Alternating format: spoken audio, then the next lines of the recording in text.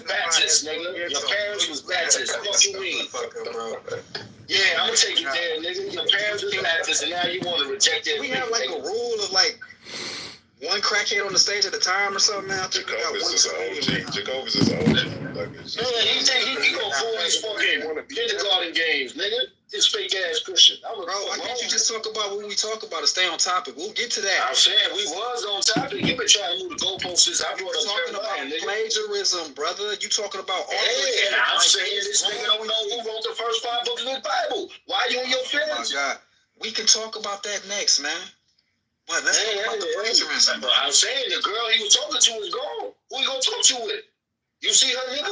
I don't. But look, we can change topics since you in your feelings, nigga. Nas changed the topic. Oh my God. You already changed the topic, motherfucker.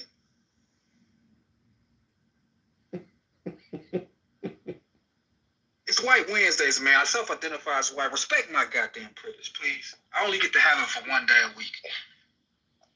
You just a nigga with a sour grape in his mouth, nigga. I don't even know what the fuck that means, bro.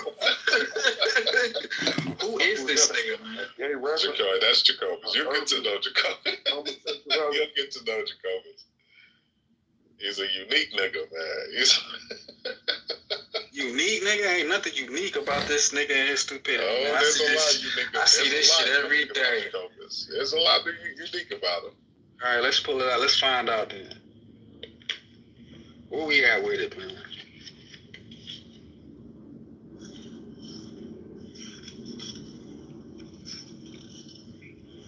You know, the scriptures say the wicked flee when no man pursuing.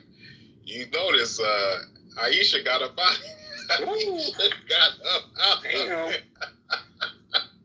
Damn. He felt that in his soul, that Christian verse. He said, oh, I remember when Mama used to say that. Hey man, leave my mama up out of this, man. If you could, please. We all got Christian mamas, nigga. We all do. Everybody on this motherfucking stage. You don't know my mother or my father. I love her, nigga. I love her because she a Christian. Let it rock, man. Let it rock, man. Can't forget where we come from, boy. Where I come from, man, since you know so much about me. Tell me where I come from. Put your head on flat. You doing too much for this man. When we was kids, nigga, we went to Easter Sunday church, nigga. You went to Easter Sunday church, nigga. You gonna lie and say you did it?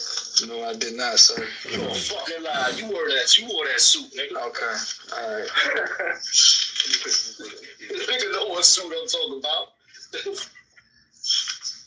All right, man. You got it, Femo. Believe it how you spit it, man. Man, fuck this nigga up, man. Do what I taught you, nigga. Nah, man, it's a new space. That boy gonna learn things here, you know. Trying to figure it out. Well, not new space, but you know, I don't be here regularly. It's just my special day for Wednesday. I'll be a regular nigga tomorrow. So this how y'all be getting down in the morning? Because usually I can't come through, but you know the day crew nigga sensitive, nigga. I don't know, man. You know what it is, man? You know, I've done a lot in this app, so sometimes I forget that I got a lot of ops, and then niggas, you know, they come back. You heard him when he said earlier, he was like, I don't like this nigga bootlegger. I don't even know, dog. Like, I don't even know what happened to where. No, it's all good. Reputation mean nothing in the new room, nigga. What kind of interaction have we had in the past? In the new room, nigga. You gotta always remember that. What kind of interaction have we had in the past that got you like this, man? Like, let's talk about it, man. All right, let's talk about it. You think I don't like it? Yeah. Was it RPO? Was it PH? I'm trying to tell you. I'm trying to tell you, my nigga. You don't like when I do it, do you? See, that's how that shit feel. But go ahead, tell me, man. Talk about it. I'll tell you, all right? I'm telling you why I don't like it. Watch that stupid shit you gonna say. Nah, for real, bro. Look, it's something in your heart. Something in your heart. I knew it, man. What the? Yeah, it's something in your heart. Listen, gang. What is you, an Hebrew Israelite or something, man? He just trolling me, man. Nah, I'm a Christian. Nah, you're not trolling me, man. You remember those, nigga? You got a problem with Christian, nigga. I say it all the time. You remember those? He part of the Fuck You Bootlegger Club. Most of us are Christ followers, thank God. Who? You talking about me and you? I said most of us. Most people in chosen. most people like, all right, I can dig it. Or some variant of Christ followers. Yeah. And we're all intelligent. We come from an intellectual perspective, which is great because a lot of people don't get to see that side of God believers. So Yeah, I can tell you pretty. You're not no stupid motherfucker. yeah, look, I try, man. Everything is glory to God. He gave me everything I have, so that includes my intelligence. I just say how they wait till the morning to do this, knowing damn well I'm at the office and I can't turn up like I want to turn up. It's okay. Patience is a virtue. And I don't feel like going outside. It's cold in Detroit right now. You know, so I'm gonna have to wait till after 5. But if we around after 5, we gonna go back and forth and see where we land. We gonna see what stick. We gonna throw this mud against us all and see what happens. I like that kerosene. You know what the big nigga license say this? It is what it is. So I ain't gonna trip on what it was. So what it was, we gonna leave that back there. We gonna start anew by after 5. Just me and you. Talking like you looking like, man, it's the same old bootlegger, but don't forget, man, this is new legger. It's a whole new bag. Don't get caught up in it. That's all I'm gonna tell you. New stages and new places. A new nigga is a whole shit. That's what Grandpa used to say. Listen, man.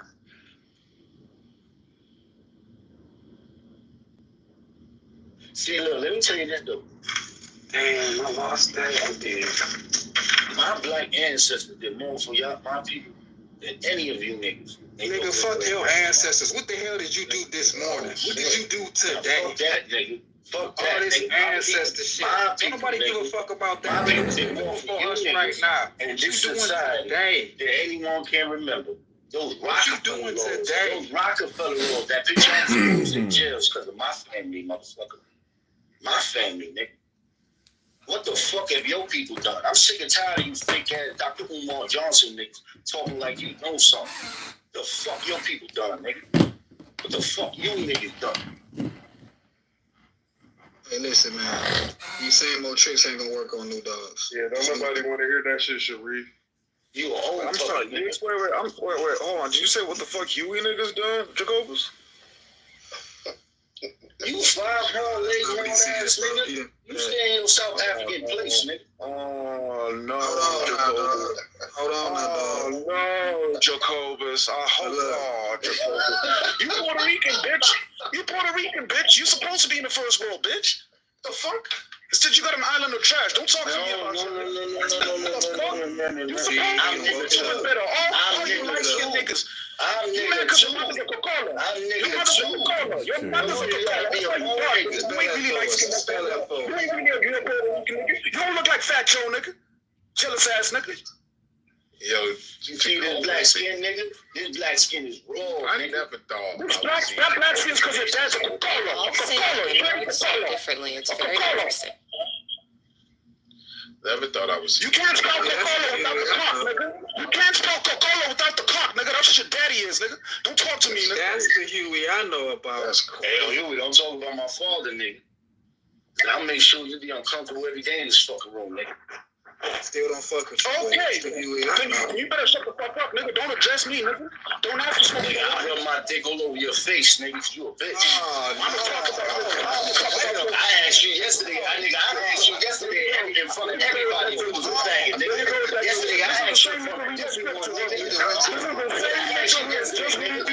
I asked you yesterday in front of everyone, nigga. I said, I'm not a faggot, nigga. And how long you took to answer, motherfucker? Nigga, did I ask you yes or no, nigga? I asked you in front of everyone if you was a faggot, nigga. And you couldn't even answer, nigga. We needed to do something about it. Faggot experiences, nigga. You would have been able to answer that like a real man, nigga. You did homosexual shit in your life, nigga.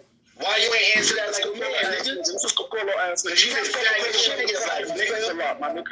You can't ask you one question yesterday, nigga. I said, you gay, nigga. And what you said? Tell everybody what you said when I asked you if you was gay, nigga. I said no. You better come out the closet, nigga.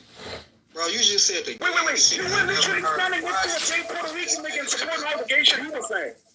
We have witnesses, nigga. You ain't gonna lie to the stage today. We have witnesses. You was enjoying all that nigga. When I asked you if you was a faggot yesterday, nigga. I have witnesses if I asked you if you was a faggot yesterday, nigga. Tell me what you said when I asked you if you was a faggot, yo. Jacobus is taking asked you if you was a faggot, nigga. Say it ain't so. He was tickling his who? You tell me what you said when I asked you if you was a faggot, nigga. He was tickling his ninnies because a nigga was saying some gay shit. He was so tickled. Oh, no. Who ass nigga? Lucifer, speak to it, man. Tell us what happened, man. I don't know. I know that's not what it is. It got to be something else, too, we missing. Go ahead. Fill us in the gaps. What I said, nigga, I asked the nigga yesterday in front of everyone, was you a faggot? What you said, nigga? No, I ain't talking about that. I'm talking about what he That's what I told him. No. And it's funny you have to ask that, but you ain't asked what you said. Dick you were riding. What you said, nigga? Answer that question. You ain't asked the nigga whose dick you were riding. Wait a See, minute. bro, that's the difference between you and me, my nigga. I ain't no faggot. You can't admit it, man. Real man, my nigga. You look 6 weeks pregnant. I can't believe you posted that picture thinking you were hot. You look 6 weeks pregnant, nigga. You the first faggot moderator in chillism, nigga. You the first faggot moderator in chillism, nigga. That's why the person you first one ever moderated, nigga. You the first faggot moderator, and that's great, nigga. You deserve a fucking award, nigga. You deserve a fucking award. You the first faggot moderator. You deserve a fucking award because I 10 owed you in chess and you ain't never let it go. And it hurts. Damn. I 10 owed you in chess. B-Master likes me more than she likes you nowadays. I get it. You feel replaced. You're feeling middle child syndrome right now, my guy. Oh, shit. You know I don't fuck with you, but is this true what you saying? Are these facts? That's facts. It's well established. This is just chillism. You know I don't fuck with you. Damn, Lucifer, this is bad work. Everybody knows Jacoby's got 10 owed. You got 10 owed, Jacoby? Lucifer? I'm gonna call you Lucifer because you acting like the devil right now. Fuck Jacoby. Should have never started with me, nigga. Should have kept my dick out your mouth, nigga. Should have never started with me. I don't know who told you you were fucking like that. You gotta relax, yo. I asked you one question since yesterday, and that shit turned you on. on. Fuck that game. See, my nigga, you listen, bro. It's obvious. It's obvious, my nigga. It's obvious. Nigga, I'm not waiting to ask you if you was a faggot in front of everyone. If you was a white nigga, you would have said, get the fuck out of here when I asked you that, nigga. I'm in the trash, my nigga. There's a reason they said it's an obvious. So let me ask you again, Huey. You ready? Are you a faggot, my nigga? Hey, you trying to change the conversation, man. I'm not. Nah, we gonna stick on what we was talking about. Well, why your tempo got low? Why your monotone went slow? What's going on? Answer like a real man. Everybody's fucking yelling, bitch. Oh, you want me to yell? Oh, you I make you better. I'm not a faggot, but you know what you are? You sad, my nigga. You sad and pathetic, my nigga. You 6 weeks pregnant with another man's baby. Oh shit, he won't do that. You literally posed to the side thinking it was gonna make you look a little slimmer. That's not how that works, Jacobus. Do some push-ups. Do some push-ups. We can be on the same level. Now guess what, Huey? He went on. You can never take back the homosexual shit you did, my nigga. Bro, I can't say that, man. After what you just said on this stage, bro, about what you gonna rub on somebody's face, you gonna have to wear that jacket. Exactly. That's the funny thing. You gotta wear that jacket, man. I can't even repeat it because I'm in the office right now. I don't want the white folks to get scared. They're gonna look at me crazy. But you know what you said. No, it may crack that whip on your back. You better not say nothing too loud. That ain't gonna work. That ain't gonna work, gang. You wanna wait till after 5? You trying to rub stuff up on the face after 5 o'clock? I mean, if you want to wait till after 5, but what's up with the rubbing stuff on people's faces, though, gang? And I don't even. This the thing. This the thing, bro. I don't even fuck with Huey. I want to take your side. I can't. I can't because they're going to being put on the stage right now. Like, I would have to kill myself to take your side. Yeah, you know what you're doing? You dick riding harder than a motherfucker. No, man, he's the enemy. He's the op. But at this point right now, even though the nigga's name is Miguel. Miguel has a dad that looks like Magic Johnson. Who is Miguel? I don't know Miguel. Who's Miguel? You know who Miguel was. He was on his dick this morning. You got witness. I don't know Miguel. That tickled your ninnies just now. You giggled. Who the fuck is Miguel? His ninny is crazy. All that faggot shit and you were excited as fuck. Oh, you were rubbing your nipples.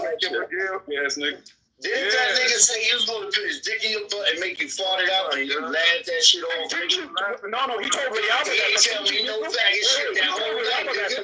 He ain't tell me no faggot shit that whole night. But he told you some faggot shit and you killing it off, nigga.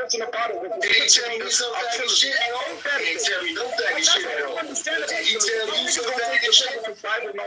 That nigga read you. That nigga read you like a whoop. He read you. He read you like a Miguel read you like a wolf. He chose you, and he chose someone else. He ain't chose me. He chose you and Ray Albert, nigga. He chose you and Ray Albert. He ain't make no gay jokes with me, nigga.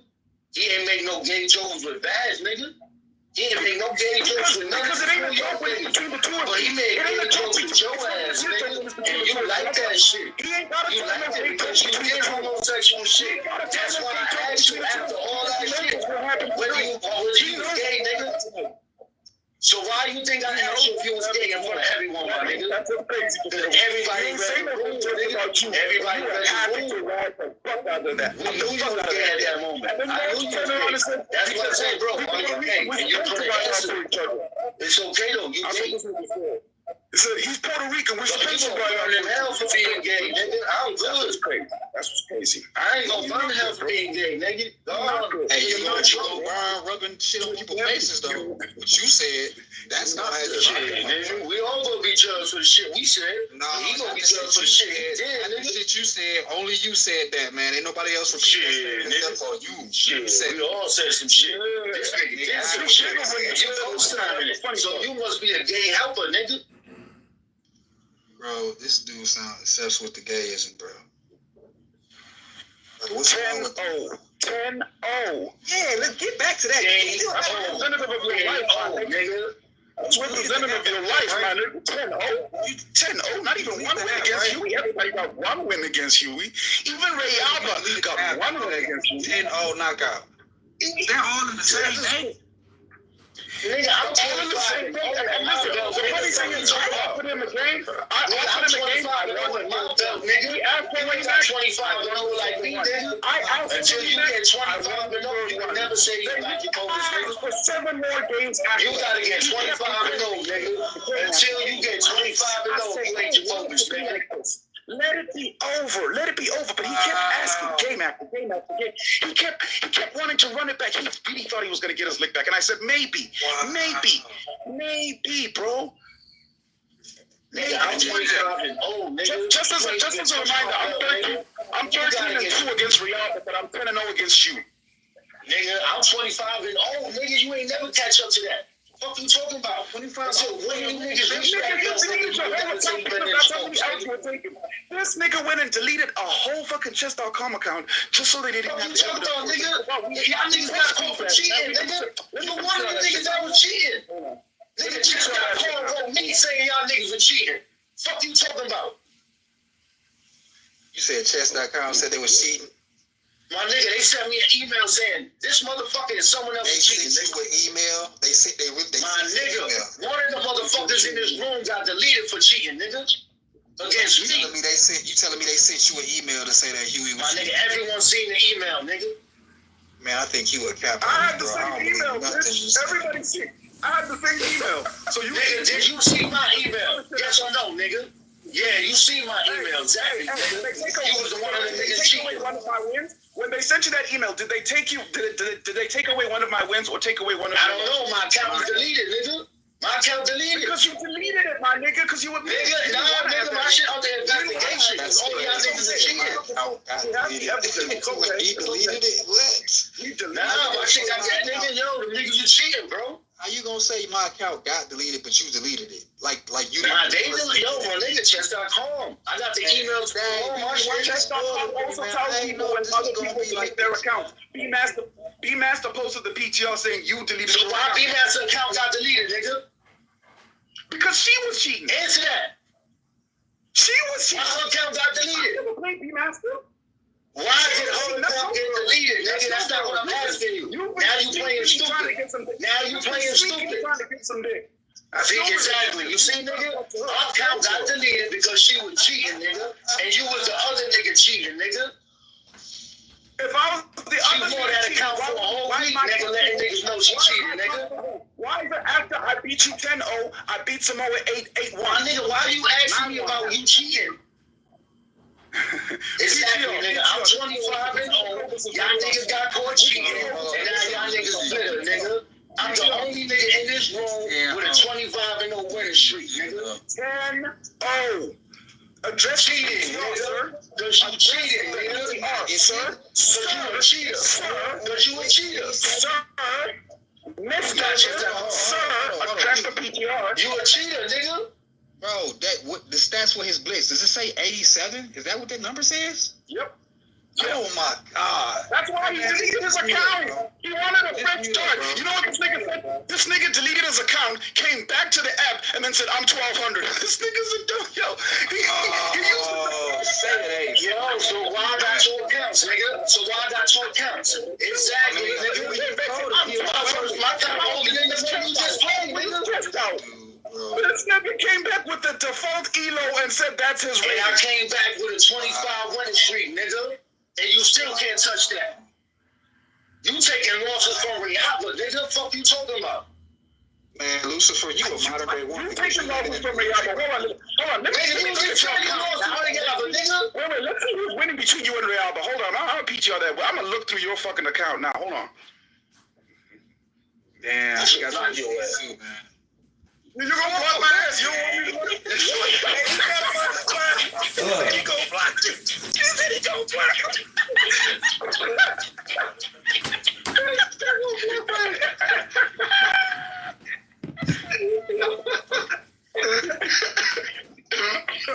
Oh, damn. He was like, I'm gonna block you. Oh, no. Like I said, nigga, I was 25 with him, 25 with a streak, nigga.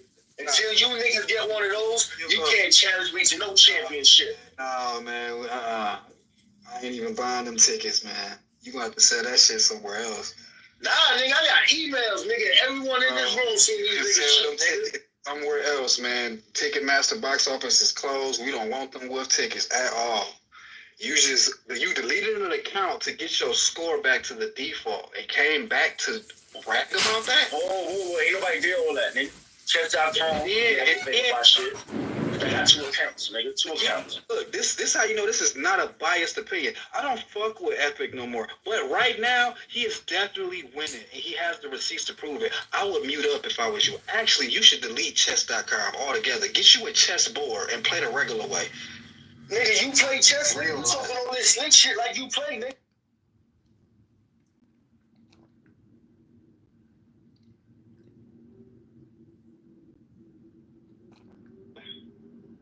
And they killed him. So the thing is like the U.S., we look at what other countries do and we say that they're wrong. But as a soldier, I will tell you that the U.S. is the biggest drug dealer, is the biggest arms dealer, is the biggest human trafficker. We have to be the God when it comes to all of those things. We have to be in control when it comes to all of those things. So, that's just from my 20 years, 22 days that I spent in the military. I went to 4 wars, Desert Storm, Desert Shield. I was about to jump into Haiti in 94 when we was, that invasion there. I did 3 tours in Afghanistan right before I retired, and I saw all of those things. Like when we went to Afghanistan, it was supposed to be for the lithium and cobalt mines. If you recall, Lindsey Graham and Obama sitting in the Oval Office talking about the treasure and things that are in there. But then when we got over there, Purdue Pharma took over and basically said, look, they got all those opium fields and stuff. So if you speak to any Marine that was in Afghanistan, 90% of them was charged with guarding those opium fields. This is Saman.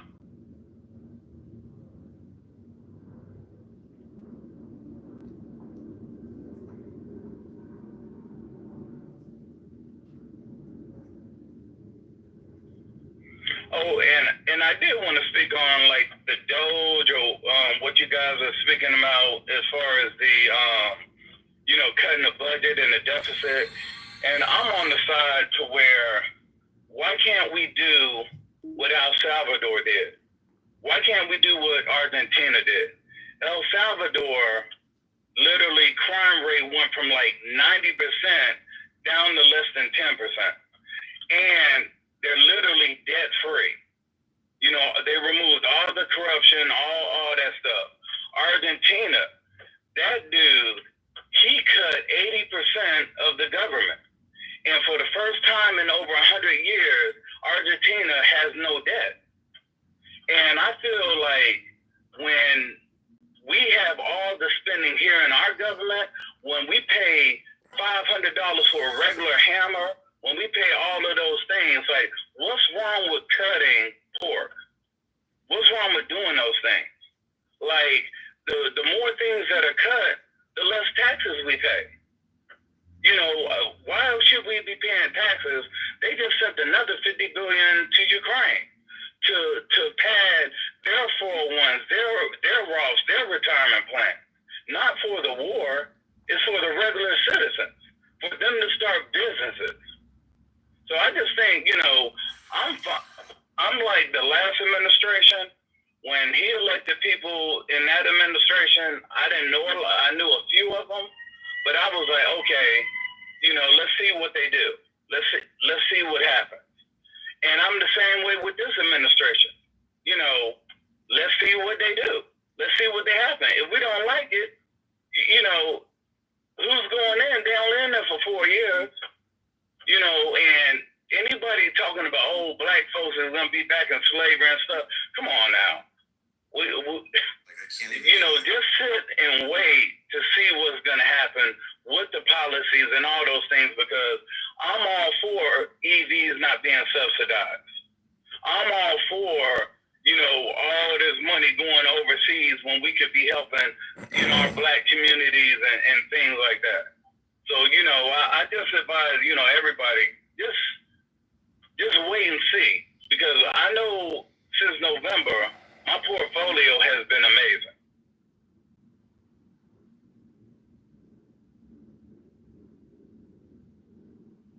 And I can agree with that, Samai. The reality of it is that's all that we can do is sit and wait. However, come pause, the implications of what this administration is planning to do will take, decades to reverse if it's going in the wrong direction, right? And I agree with much of what you said. However, come pause, I think that we must be very careful, extremely careful, as to what we allow this administration to do, right? You're right. That's just the reality of it. A lot of people don't understand the trickle-down effect of economic and political policies. That's the country that we live in. It's a trickle-down effect. It is not something that's gonna pop out and you're gonna see it, the very next month that he takes office. That's not how it works. The things that they're trying to in place will affect this country for decades to come. All of the federal. Here's one. I'll give you an example. Everyone is privy to the murder case, the subway murder case that just took place, right? Everyone that viewed that video, anyone that views that video of what actually took place, the actual video, right? The live video, right? That the person who took it and put it out, anyone who views that video will tell you that is the very definition of murder. That's what that was. Point blank and simple. Okay, when you talk about the video, what about the testimony from the black folks that was actually there in that train car? Like, they talked about how the dude, like, I'm not justifying nobody. That dude, Penny, a grown man, he went through the court system. Either we're going to say the court system is just, or we're going to say it's not. When it's about Trump, everything that happens to him is just. It's almost like when an American gets locked up overseas, how come they're always falsely in prison, but the people that are in prison and jail here is justified? Like, come on, we have to look at things. I'm unaffiliated. You know, I voted for Democrats, I voted for Republicans. I'm about policy and my legacy, you know. And I'm sitting here like, so I look at all the information. And just like I did the last administration, I waited. I wasn't happy with a whole lot. But, you know, the administration before that, people act like Trump wasn't president before. He was. You know, like, the end of the world didn't happen then, and it's not going to happen now. There's a balance. Just like I'm in North Carolina. I voted for, this year, I can admit, I voted for Trump. But for the governor, I didn't vote for that dude, Mark Robinson, because I felt he was too extreme. You know, like, there has to be a balance. There's a reason why, okay, normally in the midterms, whoever had the Congress loses. There's always some type of balance, but when we talk about the trickle-down stuff and stuff like that, we're in a capitalist society. That's not going away. And I tell people, if you're a business owner, call to make an appointment to be baptized. It's already got like a 5-month lead time. Oh my gosh. Okay, Steph, why aren't you getting baptized? No, not 5 months lead time. I want to be baptized not in my bathtub. And so now I want to wait until the summer again. I know that's the prevailing excuse. Isn't what he said like 3 years ago? I know, yes. right? So there's something deeper going on I'll here. baptize this baby. Many seasons have passed. You had your late chance last year. What's going on? If you don't give us a satisfactory answer, what happened last year, but no, I don't. If you don't give a satisfactory answer, I'm going to make you talk to Adrian. I don't want to talk to Adrian. I don't have a satisfactory answer. I'm running around in disobedience. Down there at the bottom. Huh? You know, is that the Gospel in 1 Minute guy, or is that someone else? That guy. No, that's that John guy. Yeah. Okay. Wait, what John guy? That's his name, I think, is John. Not your enemy, John. No. The Adrian's name, I think, is also John. Oh, so everyone named John is bad. Well, except the guy in the Bible. We'll give him a pass.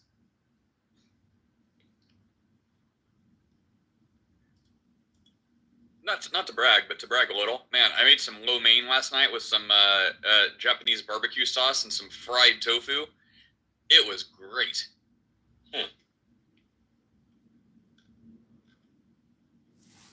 Dude, why is buying a cutting board so difficult? Are you very specific on what you want? This is buying a cutting board so difficult. It's true. It is fucking difficult. I mean, Gotta go to Marshall's. Get the deals at Marshall's. I just want a maple cutting board, but apparently this is like, you have to do like 14 hours of research to figure out how this stuff is supposed to work. can someone real quick go spy and tell us what's going on in the other room that everyone's in? What other room? That's where, like, Courtney and everybody else are all in this other room. It's just called distinction. Yeah, they were talking, the last time I was in there, they were talking about, like, the third temple and a bunch of, I don't know, other nonsense. Wood cutting board, 1997 at Home Depot. No, these are like $200 all of these. Okay, well, there's one for $20 at Home Depot. Maple in grain cutting board for $260. That looks like a chunk. Let's see, John Boo's maple wood chop and slice, $36. Oh, 100% made in America, or 100% USA solid maple wood cutting board, $100 on Amazon. You're welcome. Hey, Steph, they talk, Kevin G and the Bizzle talking about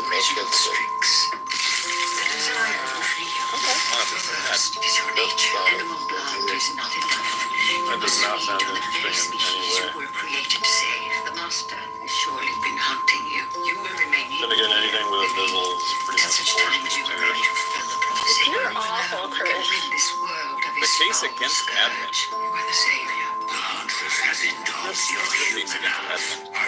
You know, I read that article. It's actually pretty good. Yeah, I mean, like the case that they make with Advent is that, our progenitors here in America, the Puritans, they abandoned the idea of Advent specifically because it was Aryan in nature, in the way that the papists had made the holidays. And it also became sacramental in nature, that Advent was part of a series of sacraments in order to receive grace. And so the case against Advent in that article is basically recounting why the Puritans did away with Advent, specifically because the papists had changed it into something that the early church had not used it. And it just comes from St. Martin's. Fasting, and all this other stuff. So it's a pretty interesting article historically. I mean, Advent got its start in like the 5th century, but there was a lot of wacky stuff going on in the church by the 5th century. What actually is Advent? It's like the whole December, like 20-something days up. Yeah. It's like so originally it was the old Halloween day. I don't remember what day that was. All the way to Christmas would be the coming of Christ, and then you would you would fast 2 days a week leading up to Advent, leading up to the birth of Christ on December 25th. That was the original idea. But it became something more than even Jellyfish churches, like my church does Advent as an even Jellyfish church, and it's just very surface. It's like, hey, Christmas is coming. It's not the deep spiritual holiday that the papists had turned it into, that the Puritans rejected. And for really no biblical reason whatsoever. Correct, yeah. Yeah, and they make the argument from Romans 13 as well. It's like, there's no, you can't bind somebody's conscience to holy days and things like that. Daniel in chat. Bad Daniel. What? Oh, I know. Daniel's hilarious. Like, I can't even do my own job. Yeah, I mean, Hollywood, look, most incredible hot piece of we ice.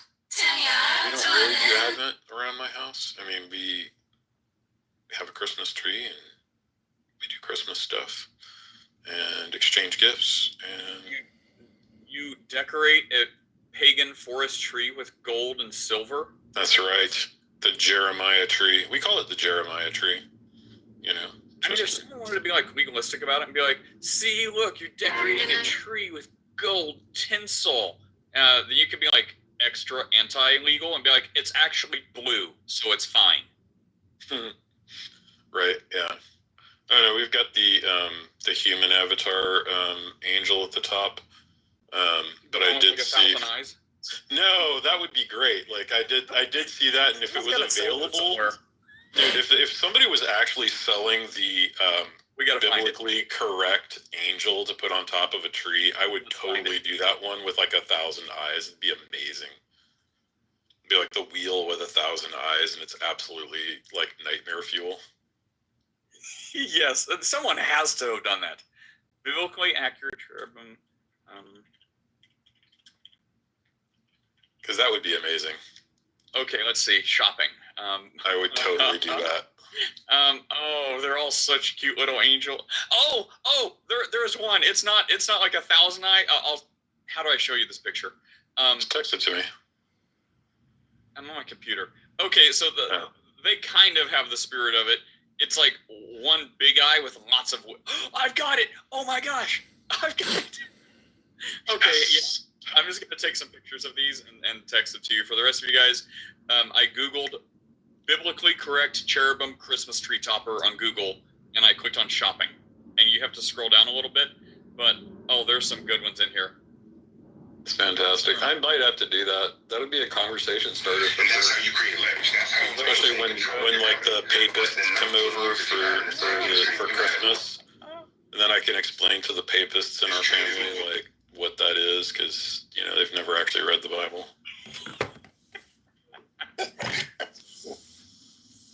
Making friends for life. Yep. And you know what Michael W. Smith says? friends are friends forever if the Lord is the Lord of them. That's true. Remember this song? How do I remember? Why do I remember this song? That song played in church a bunch when I was a kid. I was like, ugh. I think it was like one of there's like a bunch of like big youth group church drama. Yeah. Everyone like be like hugging and crying and making up for whatever drama it was. Like Yes. Oh my gosh! Dude, so much youth group church drama. The atheist hate may be deserved. Yeah. It's so funny because like my son doesn't have any of the youth group drama. It's weird. Like he's just so like my main friendships like in high school were not at school. They were at church. I don't know if anybody else had that experience, but like, you know, that like I could care less about anybody at school. Like, you know, there's a couple of people that I hung out with and I don't even remember any of their names to this day. But like, and granted, I'm 52, so that was a really long time ago for me. But like, you know, but yeah, all the people from youth group I remember, you know, and then we have youth group reunions every once in a while, and it's super sad because like 90% of the youth group is apostatized. I was laughing at that. I text you these things. The first one says, "It's a be not afraid, biblically accurate tree topper." Yes, be not afraid. Every time you see an angel in the scripture, the very first thing out of their mouth is, "Be not afraid. Do not be afraid." I love in Revelation when John actually passes out. Peanut pretzel. Yeah. Do you know how intense, like, your reaction Your to dream something? has to be, your vision is that you actually pass out in your vision. Yeah, exactly. This is like the first thing he says, and I love that he records it. Like, he fell down because he was absolutely horrified. Oh, Steph, go check out these tree toppers. I'm putting it on Discord. So good. Let's see. The tree toppers. Let's do a vote. What's the favorite one? Oh, someone's not an Ask a Christian. Oh wait, that's not even Ask a Christian Discord. Steph, I need people are. I don't think people are appreciate. I think they're getting a little annoyed by my constant meme posting on that one. Oh no! I love it. People just kindly put up with me. I think I need to go back to Ask a Christian, but that means you need to move back in. Like Chris is basically a ghost there, and as long as no one says anything like biblically challenging and just posts funny memes, I think you guys can coexist. No, Chris pulled a coup. That's his server now. What? Yeah. How do you Remember? Chris pulled a coup. All the Reformed were going to be taking over Ask a Christian. And they did successfully. And now it's dead. So if you want it resurrected, you got to go talk to Chris. But Chris he only has the power you give him. Like, he has no mod controls. No one does. Correct. Yeah. Because after spending a good year and a half building that server, I got my mod controls removed. So I know, because you you kept can abusing build them. it back up yourselves. See? That's how that worked. Don't abuse Wow, them. that was a lot more tetsiness than I expected. Steph, Wow, yeah. She's still salty about it. for a Christmas gift, if you come back, I will give you a mod, and I will not take it away ever. How about that? Ooh. No matter what you do. Well, wait a minute. But then if she just abuses people to the point where they leave, then That is I realize. Chris was telling someone that she was going to hell, and I warned him 3 times, and on the 3rd time, I muted him for 5 minutes. Because we were trying to talk to her about the gospel, and we couldn't. Because he was posting, "You're going to hell, you're going straight to hell. I'm going to laugh when you're in hell." So I muted him 5 minutes. That's his definition of abuse. I'm fairly certain that I never said I'm going to laugh when you were in hell. Yeah, you probably didn't. Seriously, hang on. Seriously, Steph. Here is my Christmas Yule offer. If you will come back, I will make you mod, and I will never take it away. And I trust your good graces to use the power responsibly. But then you're gonna get a fit from Chris over here. But he's never active anyway, so Well, you'd have to mod both of us then at that point. Anyway. Wait, can one mod abuse another on Discord? Yes. Oh, really? Okay. Never mind. What is this? Pfizer warns a 4th booster shot may be needed for those who haven't died yet. Yeah. See, that's the stuff you'd see right away if you're not Babylon like B. tagging on over there. Babylon B. All right, be not afraid, Angel Topper. Okay, definitely the one with all the eyeballs is the worst one. Okay, so Yeah, I'm gonna PTR this for the joy of the people in the audience. Yes, thank you. I got some clarification from the BitChute commenter. He says, no, I'm not talking about Catholic doctrine or Mary being sinless. I'm saying that if you have a mother who is a virgin and she has a baby without copulation, is that baby different to babies that are born through sexual intercourse? He's very intentional on that phrase. What kind of question is that? Like, yes, the one time ever in history that this happened, it changed the world. Yes, there's your answer. Right. That's a good way to Is approach Jesus different than every other baby? Yes. I mean, what else are we gonna say? Like, now we're getting worse. You know, is he? But again, Hebrews 4:15 is the answer that we, you know, he is the same as us in everywhere except that he did not sin. Yes. Literally what the scripture says. Oy. All right, I got to figure out a Christmas present for my wife. This is making me crazy.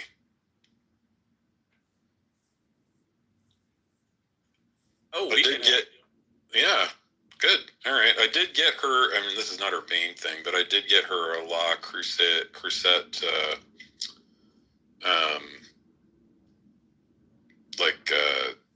Dutch oven, like enameled Dutch oven. So, because she likes to make chicken coq au vin.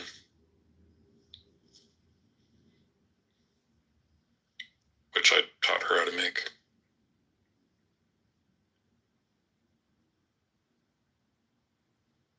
I mean, I'm going to say get her a biblically accurate tree topper, and that can be, you know, her. She would kill me in my sleep if I got a biblically accurate tree topper. She'd be like, "What in the world are you doing? This is supposed to be nice, not terrifying." I'd have to get the biblically accurate tree topper with the voice recording that says, "Be not afraid." Be not afraid. Be not afraid.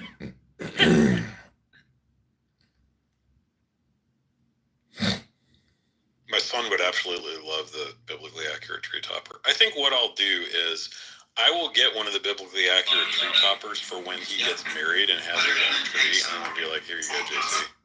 Put this on the top of the tree at your house." And he's going to be like, "Yes." And whatever lady chooses to marry him is going to just shake her head and be like, "Fine, whatever."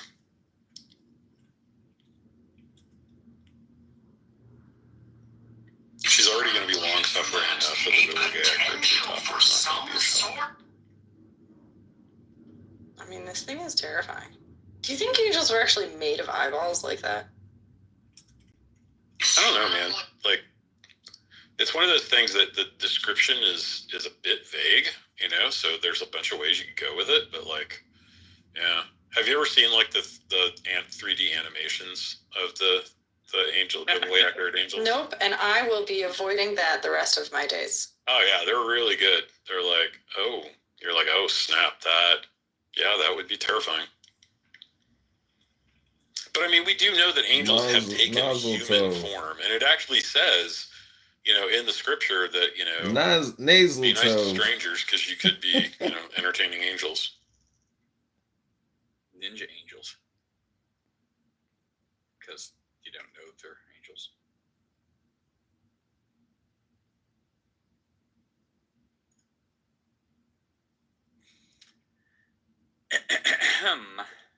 Well.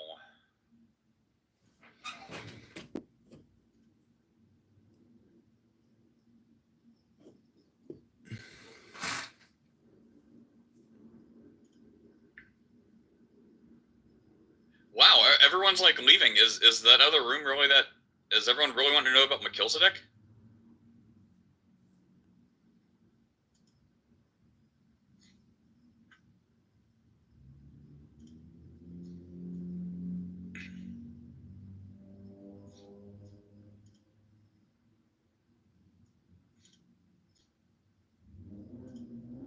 Sorry, I was changing my PTR back from the biblically accurate angel.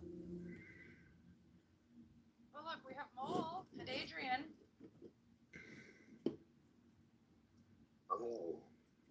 Steph, please accept my heartfelt request to return, and you'll never have been. You realize I didn't do it because I was mad at anyone, right? Like I was only trying to get peace. I know.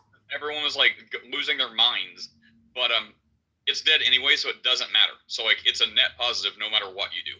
If you show up and kick me off my own server, that's fine. I would not kick you off. You first of all, you're the head bot. I couldn't do that. Second of all, yeah, I could abuse Chris and he could abuse me equally if we were both mods. No, there's no other mod. You will be the only other mod. Oh, really?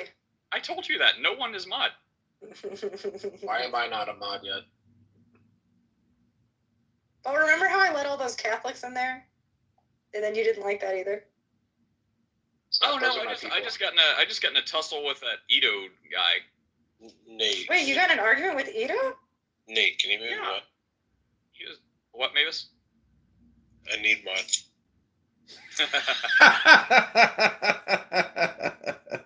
Yeah, we just got in an argument about like the Mary thing or something, or Mary veneration.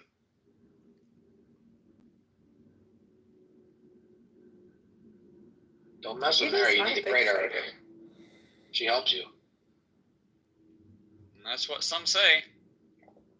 Yeah, that's my people. In the words of what's his face from Hamilton? Nope, I lost it. Lin-Manuel Miranda. In the words of Lin-Manuel Miranda, she's super dead.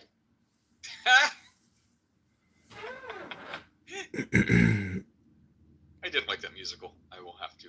Oh, it's fantastic. Great. So I got a question for the room and for Chris. Yes. So he said, Chris said earlier, it's kind of interesting. I feel like this is actually a really important topic where Chris said that Jesus is not like any other baby ever before, that was the first type of baby ever born like that.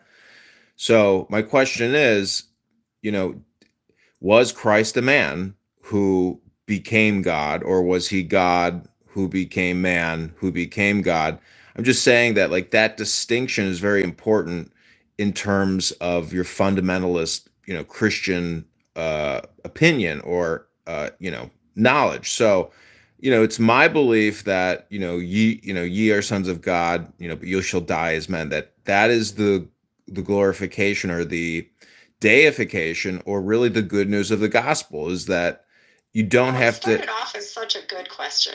Well, you should have stopped early. Well, that's the whole point. I mean, they're aligned. Is that either? Anyways, that's my opinion statement question. So the Christian doctrine is that the second person of the Trinity took on an additional human nature. That's the answer.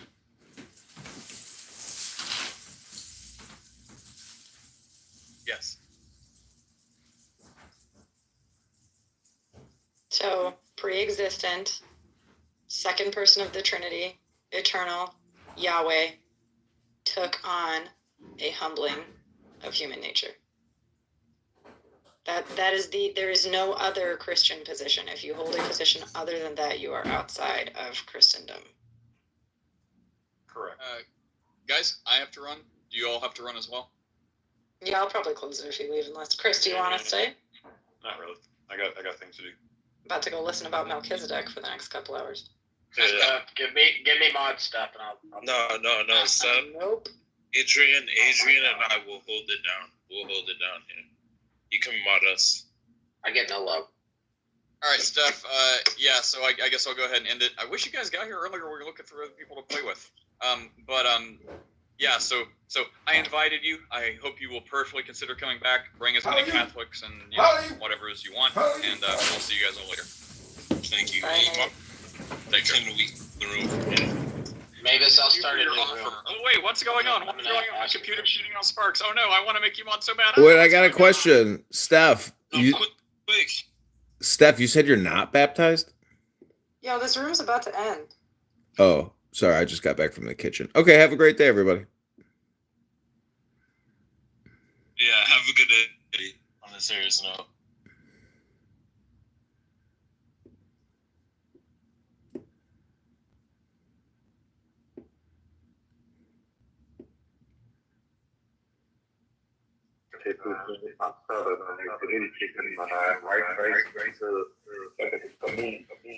Let's get started. तो इतना काम अकेले करते हैं या मतलब साथ कोई आपको हेल्पिंग के लिए भी है, हेल्पर्स भी हैं?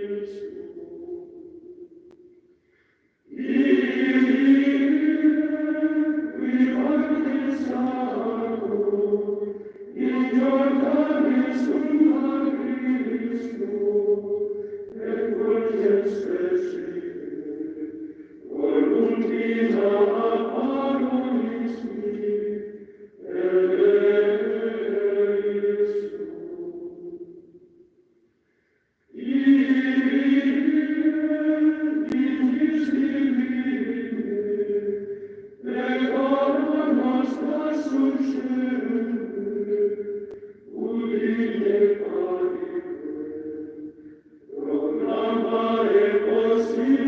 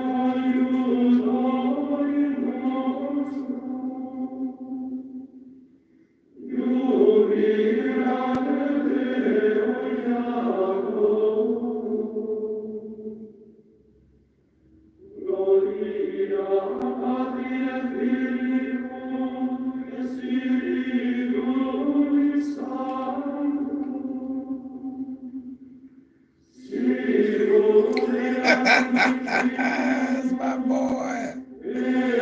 That's my boy.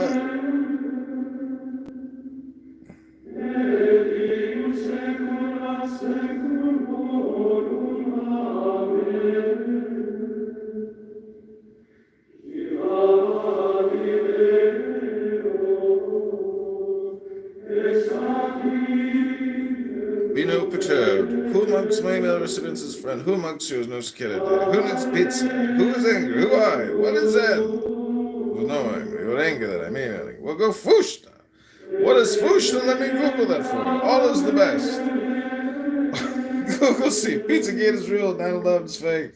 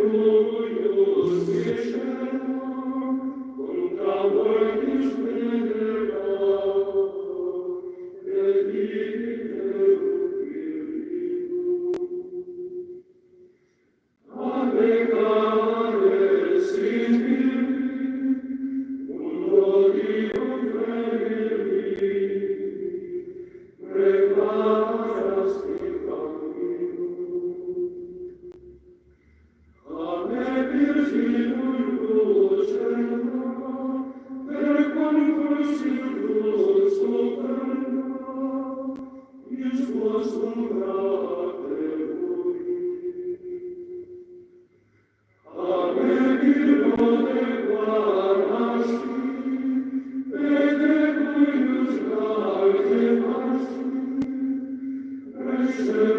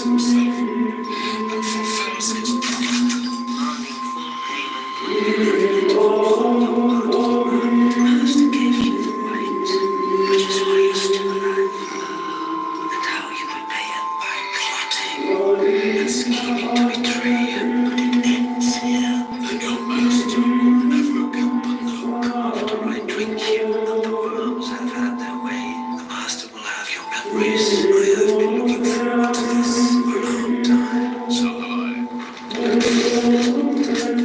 Cross the line. Mind taken.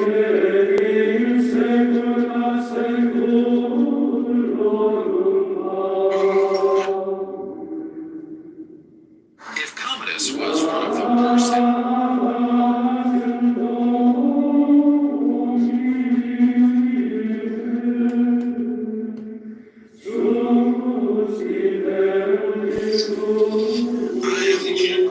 I'm Korean now, you guys. I'm future.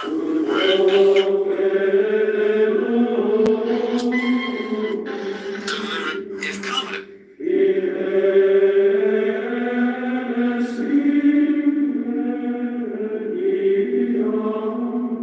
Finds himself beholding to us all. Brutus here, this Caesar was a tyrant. That servant, we have blessed the Romans with him. You gentle Roman. Peace. Let us hear him.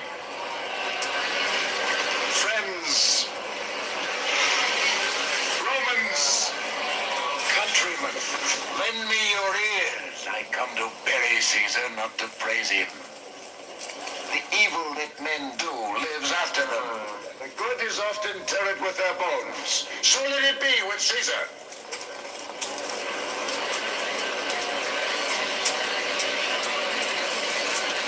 The noble Brutus have told you Caesar was ambitious. If it was so, it was grievously had Caesar answered it. Here, under leave of Brutus and the rest, for Brutus is an honorable man. So are they all honorable men. Come I to speak in Caesar's funeral.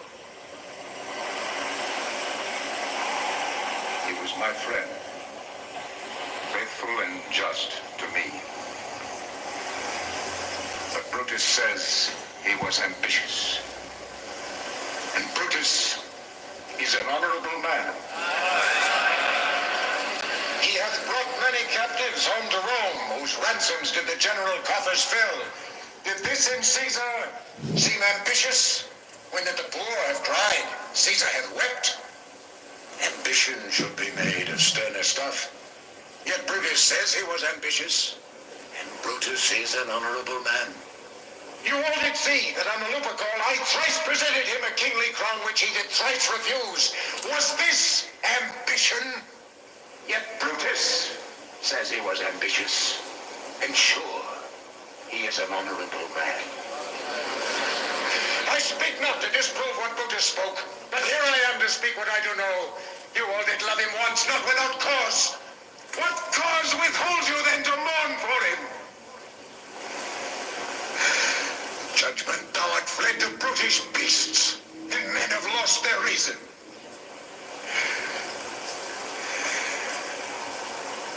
Bear with me. My heart is there with Caesar, and I must pause till it come back to me.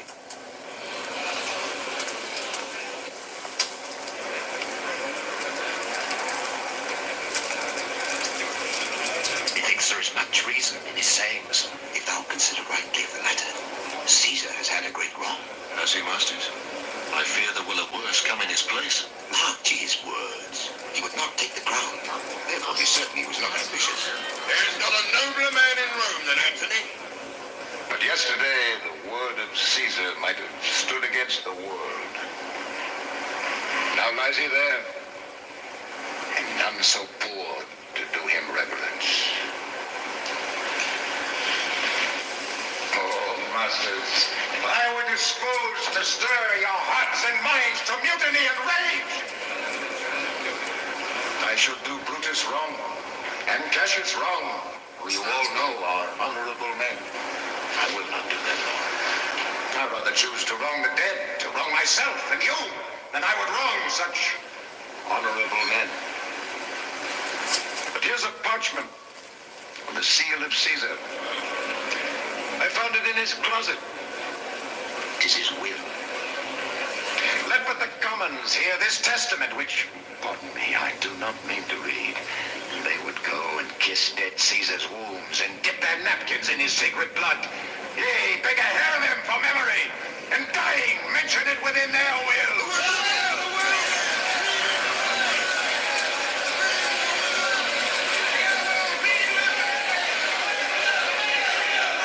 Have patience, gentle friends, I must not read it.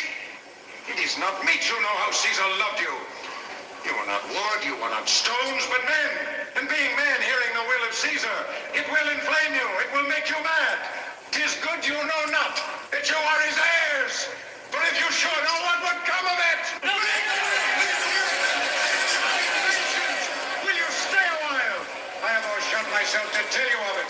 I fear I wrong the honorable men whose daggers have stabbed Caesar. I do fear it. They would treat us unhonorably.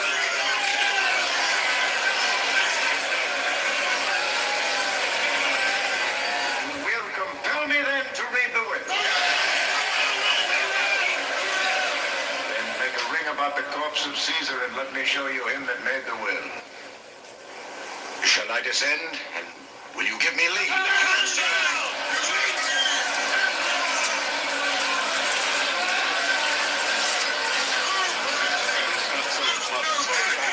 Stand firm.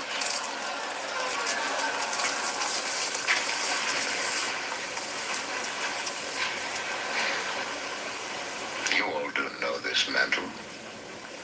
I remember the first time ever Caesar put it on. It was on a summer's evening in his tent. That day he overcame the Nervii. Look, in this place ran Cassius' dagger through.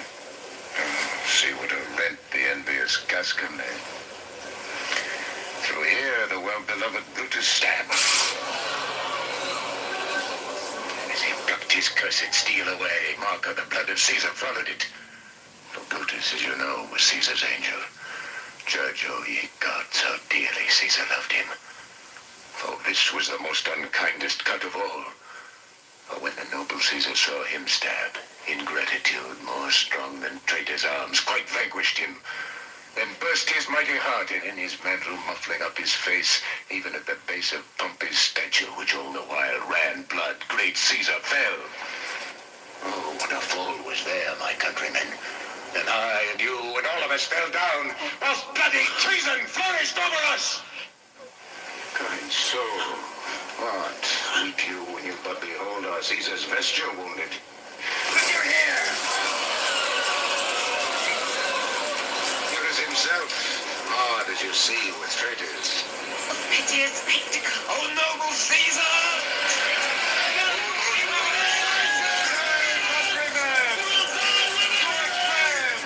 Sweet friends!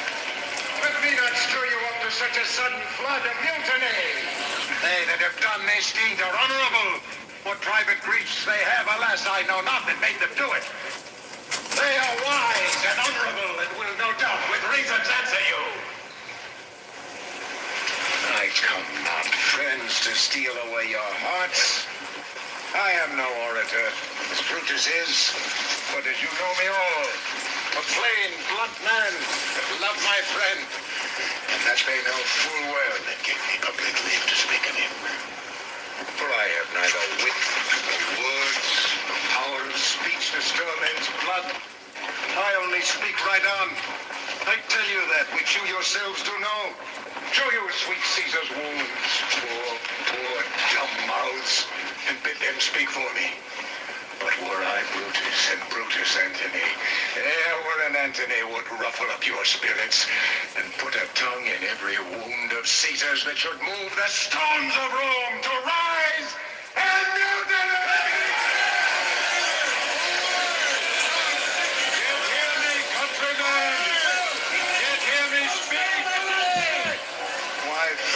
You go to do you know not what? Wherein hath Caesar thus deserved your love? Alas, you know not. I must tell you then. You have forgot the will I told you of. Here is the will. And under Caesar's seal, to every Roman citizen he gives, to every several man, 75 drachmas.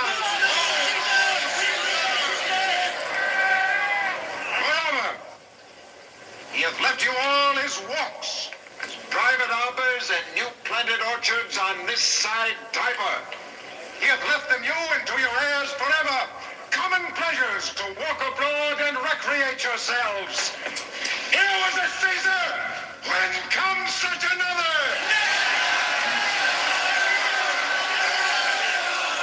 Come away! Everybody in the holy place! Over the fire! The traitors halted!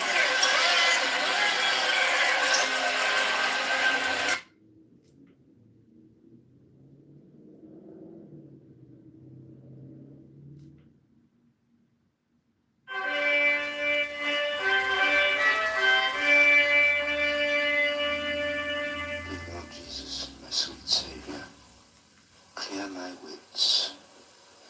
Dear Lady, Blessed Mother of God, comfort my wife and little child, and forgive me for them.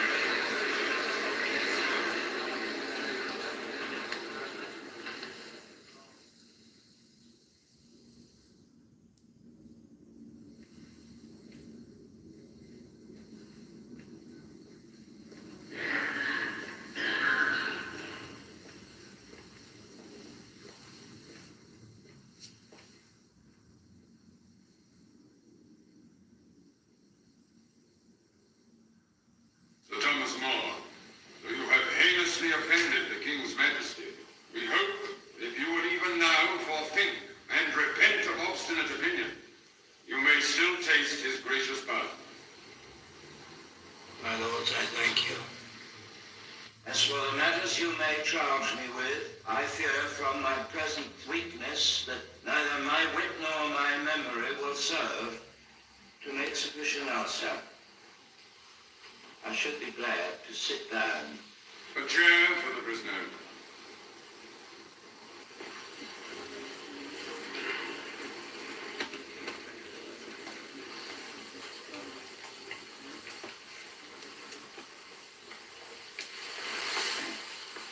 Master Secretary Cromwell, having the charge. I have, my lord. Then read the charge. That you did willfully and maliciously deny and deprive our liege Lord Henry of his undoubted certain title, Supreme Head of the Church in England.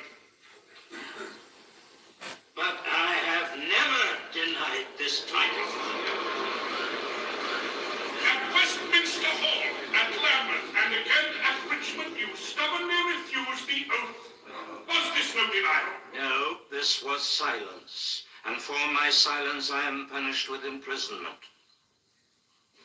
Why have I been called again?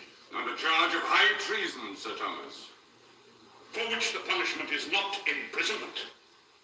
Death comes for us all, my lords. Yes, even for kings he comes. The death of kings is not in question, Sir Thomas. Nor mine, I trust, until I'm proven guilty. Your life lies in your own hands, Thomas, as it always has. Is that so, my lord? Then I'll keep a good grip on it.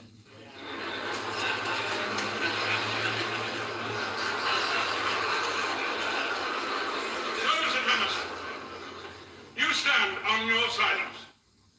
I do.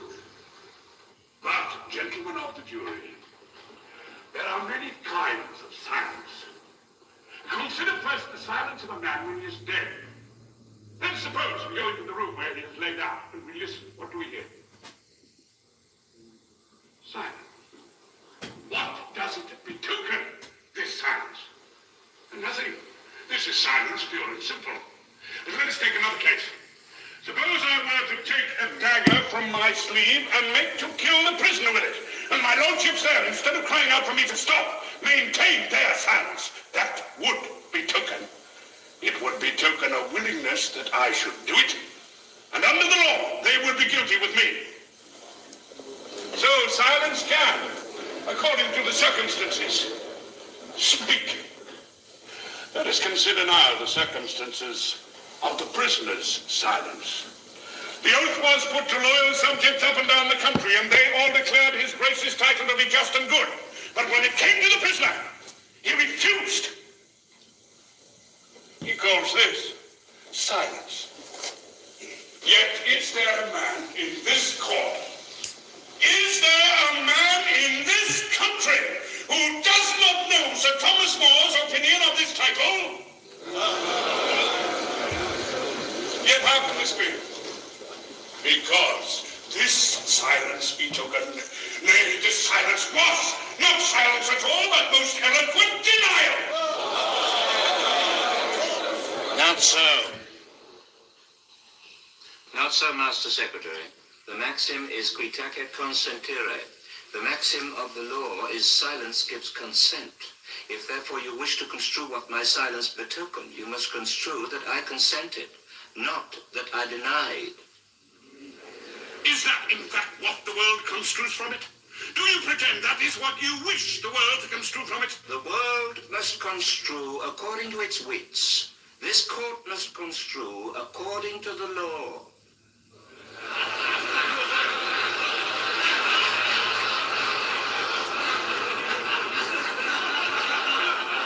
Lords, I wish to call Sir Richard Rich. Richard Rich, come into court. Richard Rich.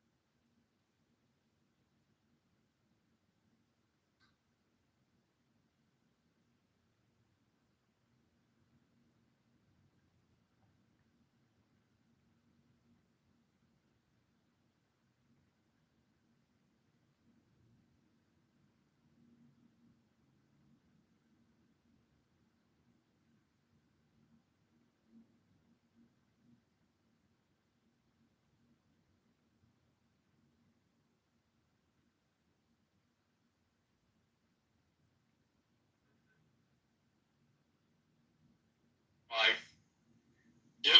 And you know what Michael W. Smith says? Friends are friends forever.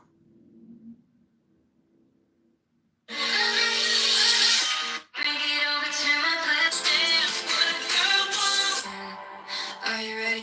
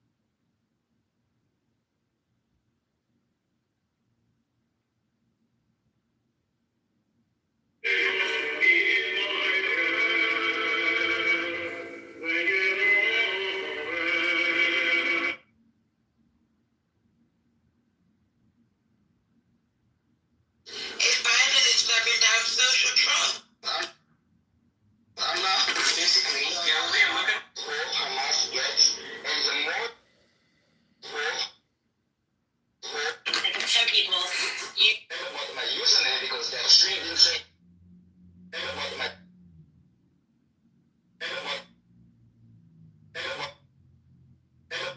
How can you make sense of the world? How can you make the doctor by JP? What we call characteristic fashion. He named it after himself. The ultimate ration.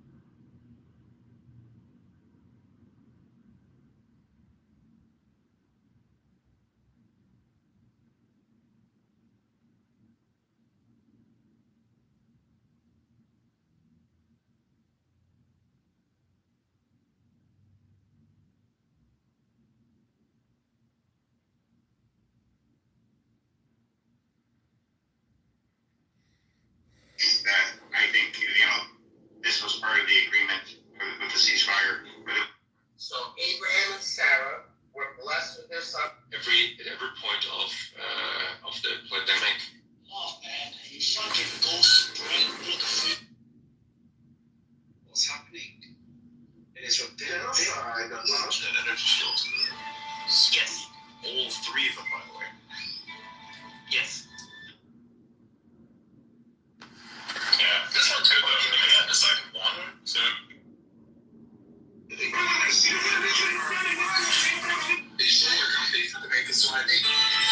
Agenda is go look at the American First policy as it agenda initiated college path. So likewise, when we're dancing, so likewise, Isaac comes and womanizer. Isaac comes and womanizer. And all his wives comes in. You ain't put like obituary at that piece. That's like that. Go over it again. It does. It costs them. That's my ink. Many women who would love to have the cat. Members, unlike.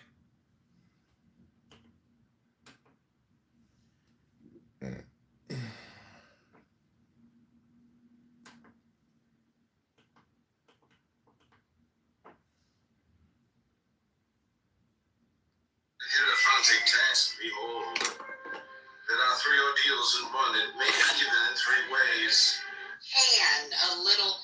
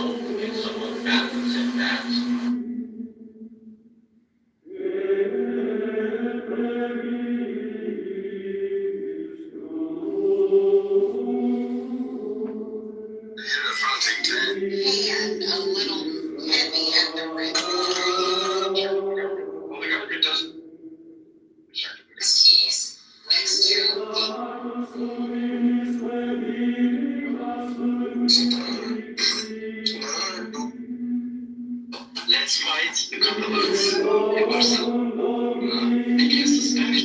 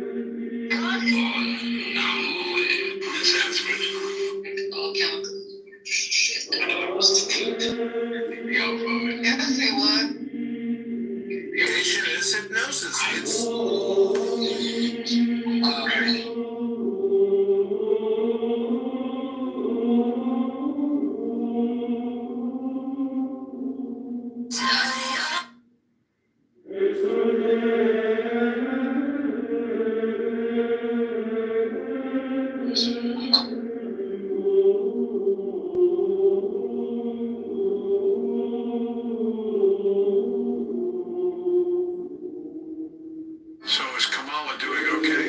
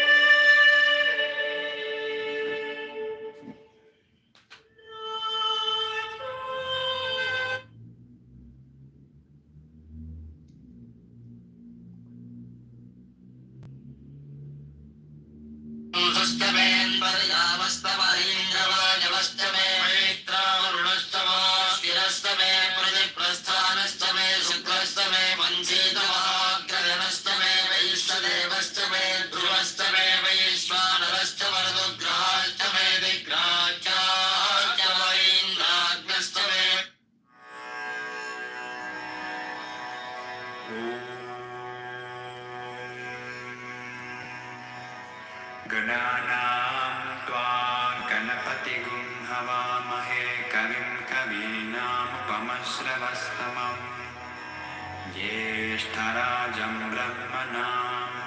ब्रह्मणस्पत आनशृण्वन्नोतिभिसीदसादनम् ॐ नमो भगवते रुद्राय ॐ नमस्ते रुद्रमन्यवौतो तैषवे नमः नमस्ते अस्तु धन्व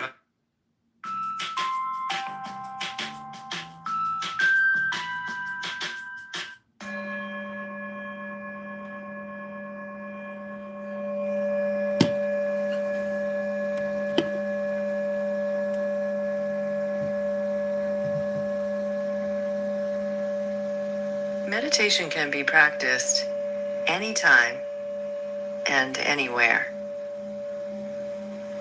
Begin by inviting your mind into the room that you're in right now. And then invite your mind and your heart to notice how your body is feeling. You invite the heart in to join the mind so that whatever it is that you notice in your body is accepted and related to with a very kind view.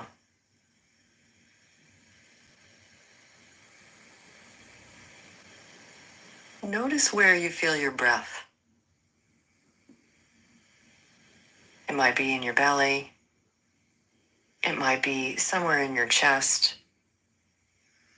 Or maybe you're just noticing it as it enters and leaves the nostrils. Where is it for you right now?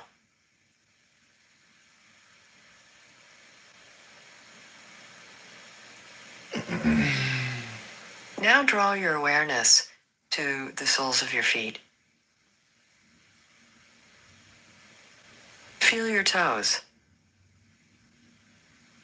See if you can notice where your toes touch or where there might be space between your toes.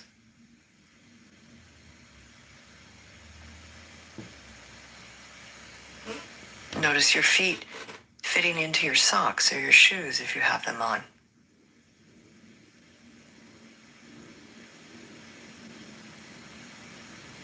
And notice the floor beneath your feet or the ground.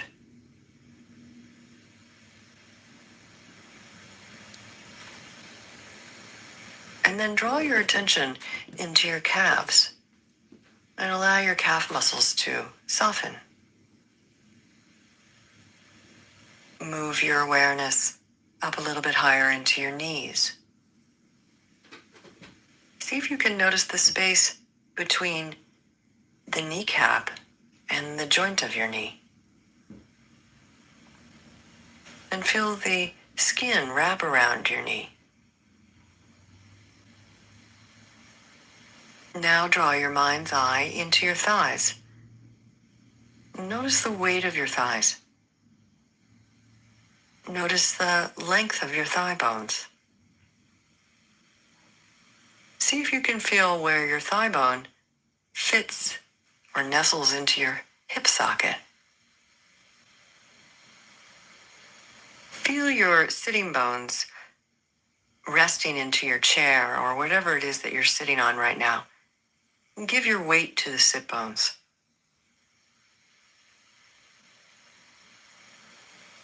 And then draw your attention to your belly and let your belly be very soft. Notice your spine. Notice how your spine is holding you up. No need to rearrange it. Just notice the sensation of one vertebra on another, all the way up through your neck to the base of your skull.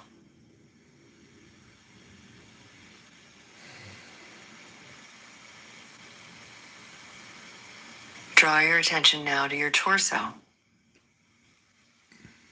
And see if you can relax all your organs and glands inside and soften the muscles all around the torso.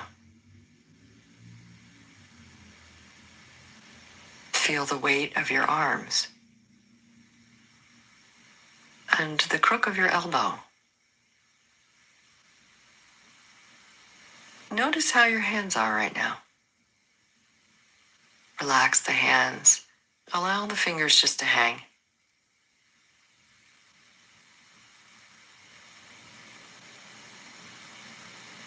And then soften the root of your tongue. And relax your throat and neck. And then draw your awareness to the tip of your tongue as it very lightly touches the roof of your mouth or the back of your teeth. Allow your jaw to be somewhat slack and the skin on your face to soften.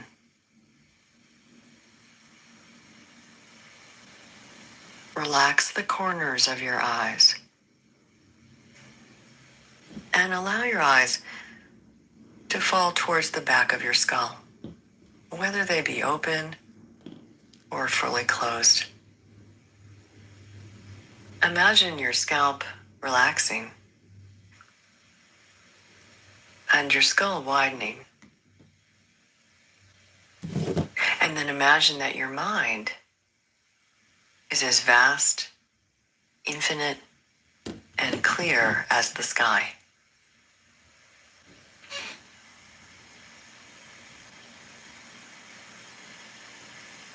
Now deepen your breath. Allow your breath to be long, slow, and smooth. A long inhale and a complete exhale. And when you're ready, allow your eyes to open again. And feel this delicious weight in your body. Feel the softness in your mind. Notice this clarity that can come from just a few moments of checking into your body. You can do this anytime and anywhere. May it be helpful to you.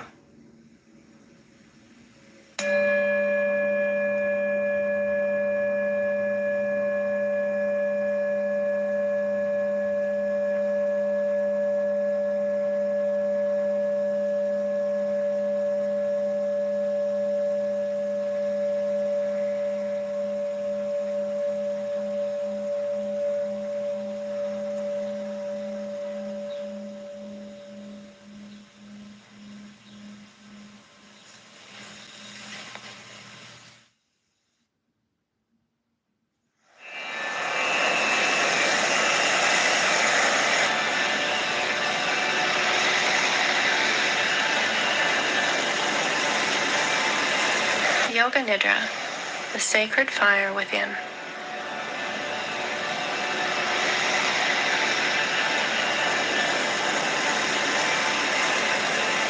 Yoga Nidra means waking sleep.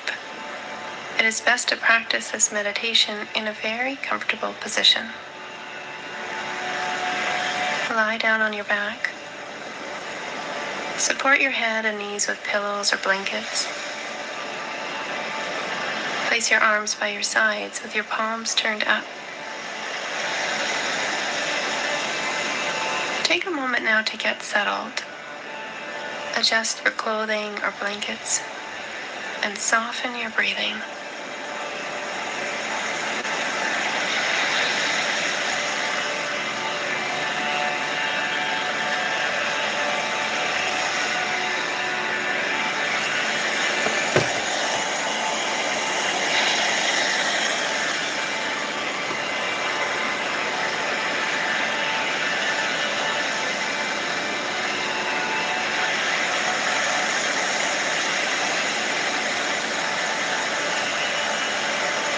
Intend to create a sacred space for yourself right now.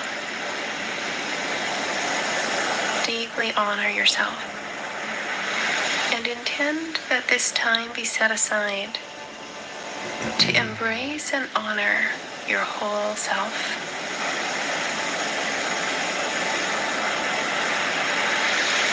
Also take time to honor your body.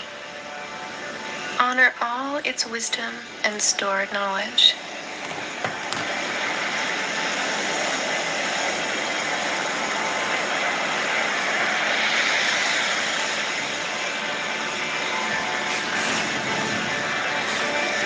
Relax a little deeper.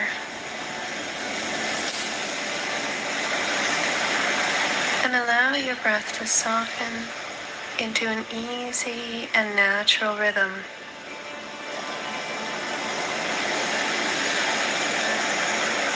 Soft, easy, and relaxed breathing.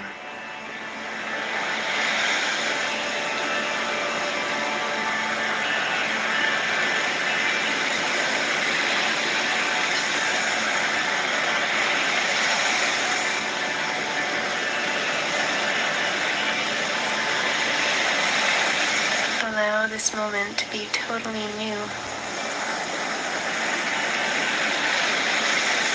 Each time we take this Yoga Nidra journey together, your experience will be completely unique. Let go of all expectations and allow your experience to be new and fresh.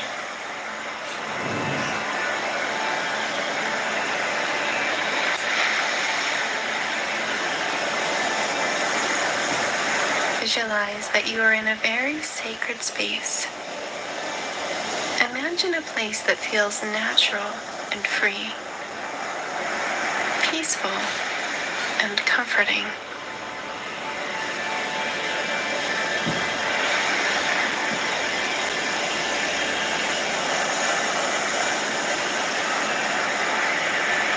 Allow your intuition to choose a space for you. Let an image or feeling arise for you spontaneously. And then connect to this space deeply on a heart level. Within this sacred space, imagine a temple. Envision this temple as a structure of pure light and love. As if vibrating peace and serenity.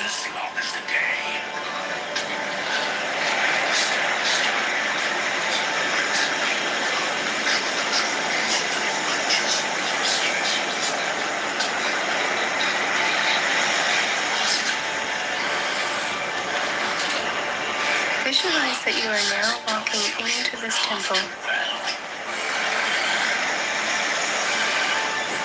Walking into a space of total love.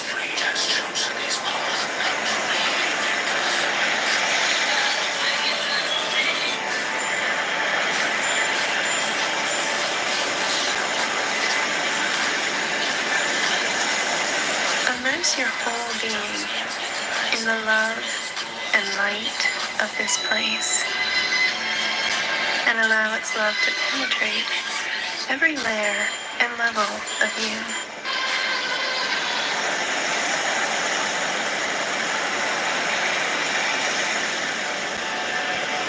Imagine that right in the very center of this sacred temple, there is a fire burning. Let your intuition lead you. You may envision the flames to be mystical in nature. Perhaps they are blue, or maybe yellow or green. Let your own creative spark speak to you now.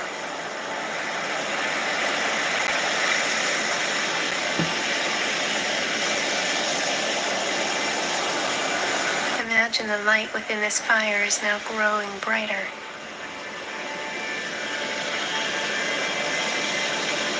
In your mind's eye, see or feel this flame of pure love glowing brightly and strongly.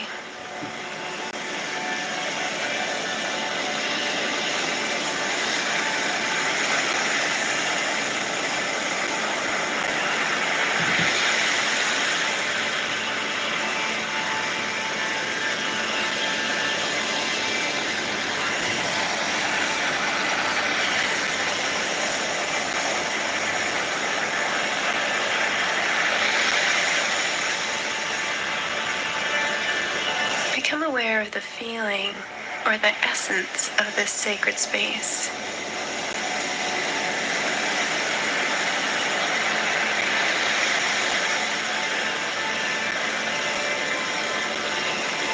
Feel or imagine a loving presence within this space and invoke a feeling of gratitude, understanding, and tenderness.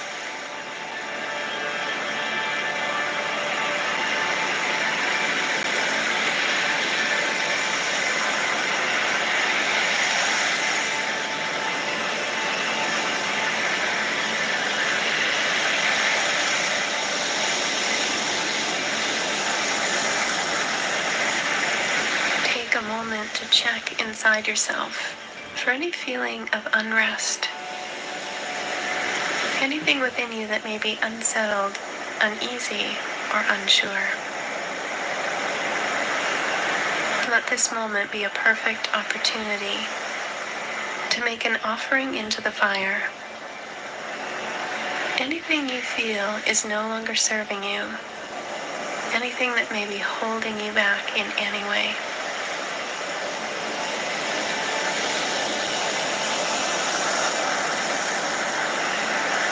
Trust that the fire is consuming your offerings and transmuting them into an energy of pure love and acceptance. It does not pick and choose. It will simply take what you offer and burn it completely. Trust that whatever you are offering now will be made new for you, purified and clarified by the light of love.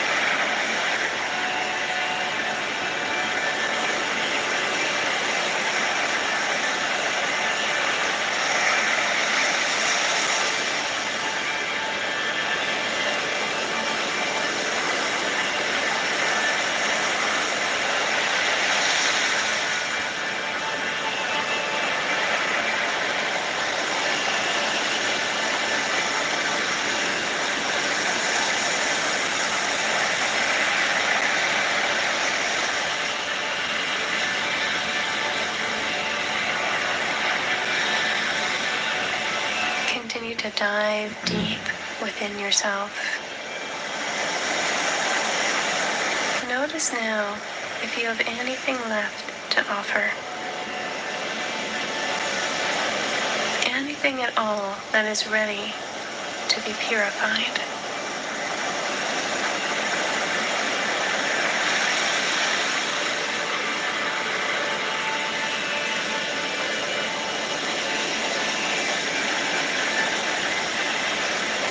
And now really be with your sacred fire. Resolve to make the most of this time. Reach deep inside yourself. This moment right now is a perfect moment to resolve, heal, and bring to perfect peace anything and everything.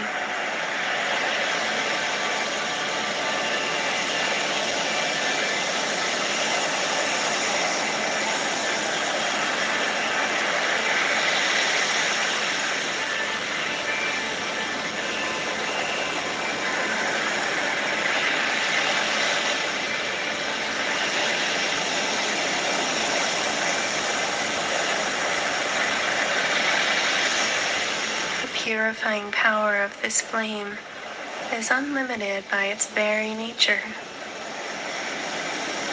Imagine yourself placing any energies of unease into the fire one by one. Feel it deeply as each one is taken, consumed, dissolved, resolved, and brought to permanent peace and harmony.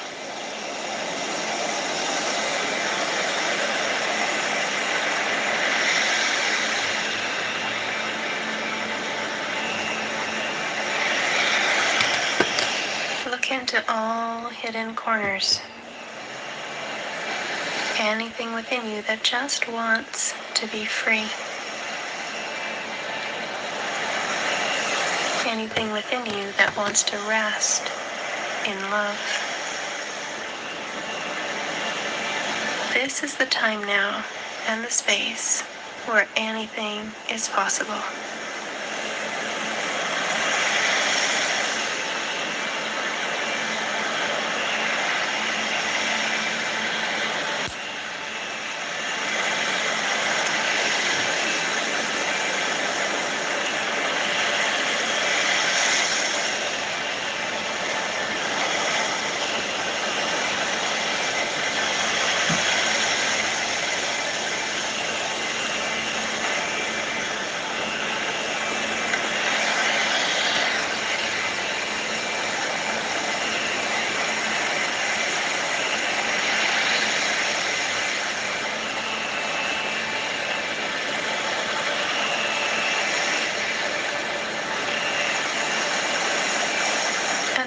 Imagine that this flame is residing in your heart and is settling down to remain here and burn permanently. Draw the flame, the temple, and its loving presence within you, deep inside your own sacred heart space.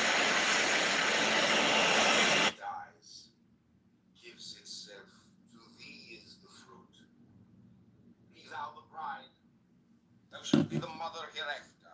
To all impressions thus, let them not overcome thee, yet let them breed within thee. The least of the impressions come to its perfection is Pan. Receive 1,000 lovers, thou 4 shalt bear H's. Soft and hollow, how thou dost overcome the hard and full. It dies, it gives itself, to thee is the fruit. Be thou the bride, thou shalt be the mother hereafter. To all impressions thus, let them not overcome thee, yet let them breed within thee. The least of the impressions, come to its perfection, is Pan. Receiveth the tarot and the universe. The night of course. For dogmatism. Add one object into two parts, or add another unit to it. This principle lies at the basis of all scientific thought and work.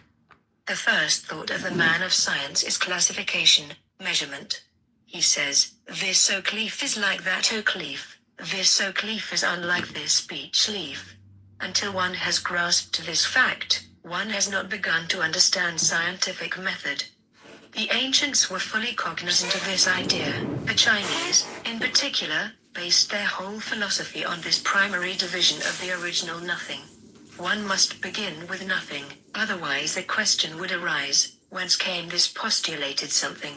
So they wrote the equation, 0 equals +1 + -1, 0 equals +1 + -1. +1 they called the yang, or male principle, -1. The yin or female principle. These then combine in varying proportion, giving the idea of heaven and earth in perfect balance, the sun and the moon in imperfect balance, and the four elements in unbalanced form. See diagram at right. The Chinese cosmos.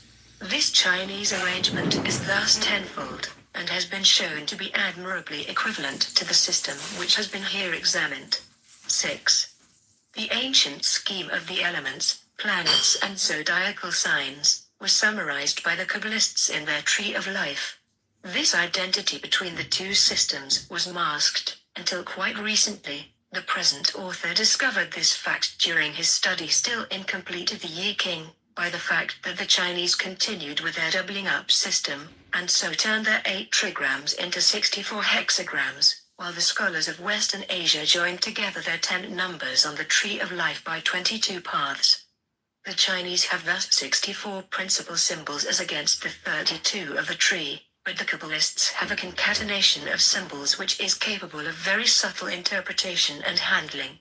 It is also better fitted to describe the internal relations of its elements. Moreover, each can be multiplied or subdivided at will, as convenience may require. The Tree of Life, 1. This figure must be studied very carefully, for it is the basis of the whole system on which the tarot is based. It is quite impossible to give a complete explanation of this figure, because, for one thing, it is quite universal. Therefore it cannot mean the same to any one person as to any other. A's universe is not B's universe. If A and B are sitting opposite each other at table, A sees the right side of the lobster, and B the left. If they stand side by side and look at a star, the angle is different. Although this difference is infinitesimal, it exists. But the tarot is the same for all, in the same way in which any scientific fractal formula is the same for all. It is most important to remember that the facts of science, though universally true in the abstract, are still not precisely true for any one observer, because even if the observation of any common object is made by 2 people of identical sensory reactions from the same spot, it cannot be done directly at the same time, and even the smallest fraction of a second is sufficient to move both object and observer in space. This fact is to be emphasized, because one must not take the Tree of Life as a dead fixed formula. It is in a sense an eternal pattern of the universe, just because it is infinitely elastic, and it is to be used as an instrument in one's researches into nature and her forces. It is not to be made an excuse for dogmatism. The tarot should be learnt as early in life as possible, a fulcrum for memory and a schema for mind. It should be studied constantly, a daily exercise, for it is universally elastic and grows in proportion to the use intelligently made of it. Thus it becomes a most ingenious and excellent method of appreciating the whole of existence. 2.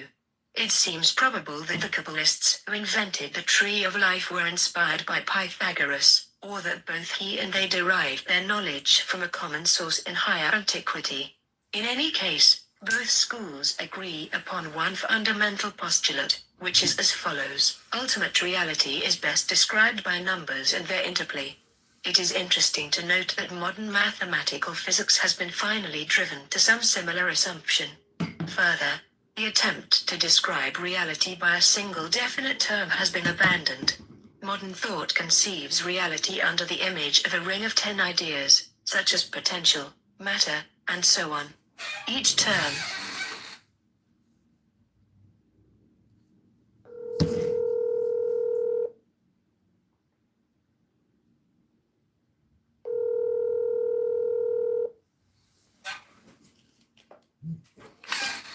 Hey, John. Hey Ken, how you doing?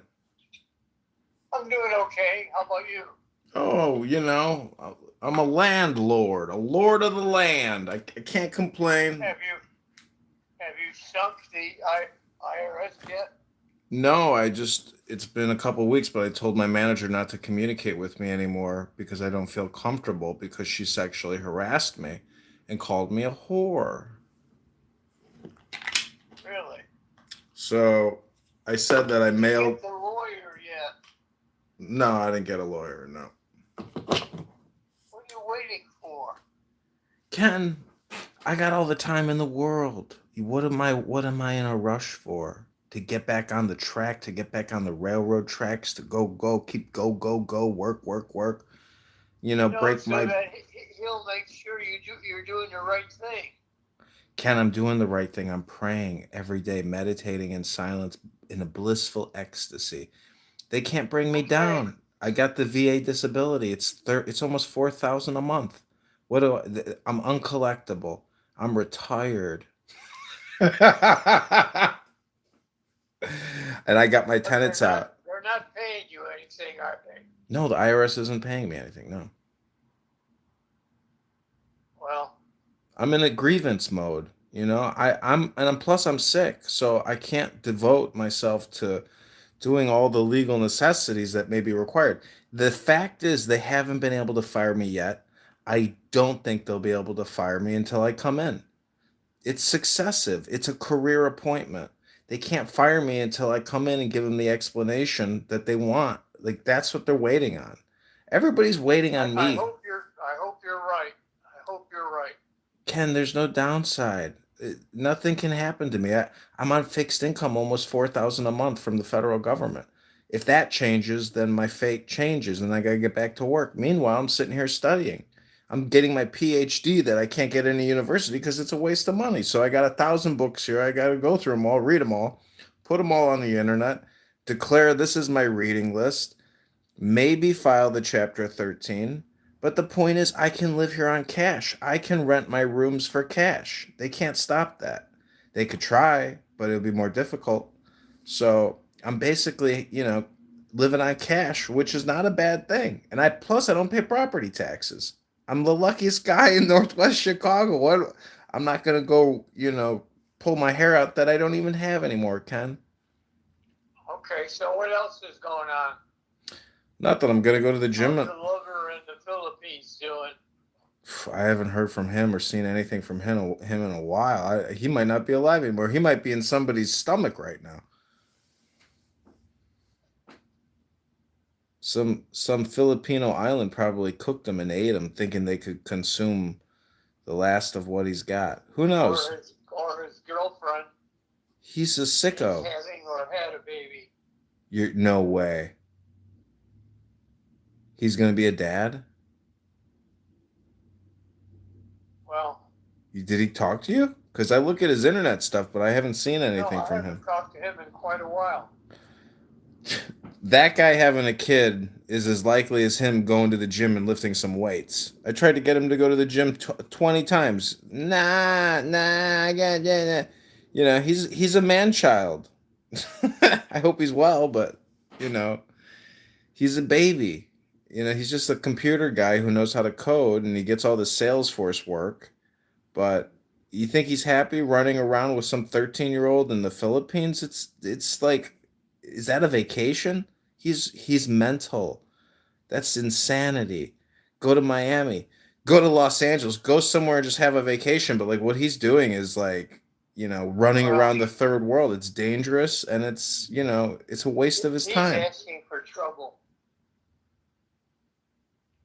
He's already in trouble. Like he's mentally effed. You know what I'm saying? He's borderline autistic. I don't know how to describe it. He has a brace on his wrist. It's like, what happened to you?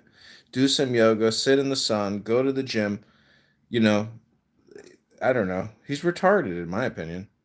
But he's also super political. I gotta say, he is insanely political. He hates Israel. As far as your life is concerned, things are good. Yeah, my gravity is very powerful. I helped this black Marine veteran one time. I bought him an RV in Los Angeles for $1,600.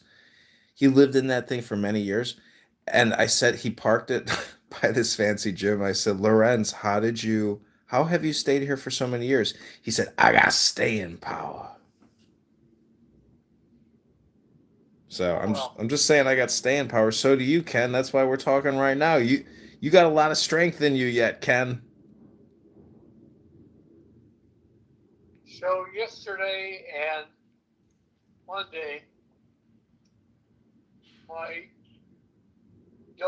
one daughter and son-in-law set up a desk and my computer in my room. Mm-hmm. So Monday, I couldn't get the computer going. And then my other daughter came in, she got it going. Oh, nice. So yesterday, I had a struggle to get out of bed. get to the disc. John, it was terrible. What, the computer or your body? My body trying to get the computer going. Yeah, it'd be so much, don't worry about the laptop. What you needed to do is just use a smartphone and rely on that because it's so easy to use now. It's so easy to use a smartphone. You could have so much fun and, get your stuff together with your communication because that's all you're really trying to do is communicate with people now, but you could do it on the cell phone. But getting up and getting out of bed, and trying to get on the ground if you can. I mean, your physical therapy is like a journey now. You can get stronger, be patient, be kind to yourself. Because I'm in COVID, I'm not doing any more physical workouts. Well, don't worry about COVID because that's a scam. Only thing you can do is try to move. You have to have willpower. There's nothing else that can help you other than your own willpower of yourself. You still have a flame within you. You got to use that flame within you and push, and communicate, and just, try to enjoy your ride, enjoy your food. If everything is paid for and nothing is stressful. That's what I'm trying to do, John. That's what I'm trying to do. Yeah. Well, stay active and use a cell phone, If you do you have a smartphone now or are you using a flip phone? Okay. Mr. Kenna? Okay, Ken. Trying it from side to side, okay? Okay, Ken, talk to you soon. God bless. Bye. He can't get out of bed. Holy shit.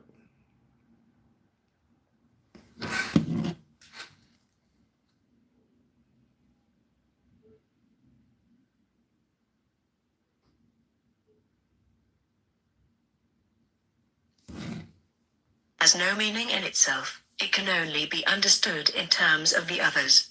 This is exactly the conclusion which appears earlier in this essay, with regard to the way in which the planets, elements and signs were all dependent on each other, and composed of each other.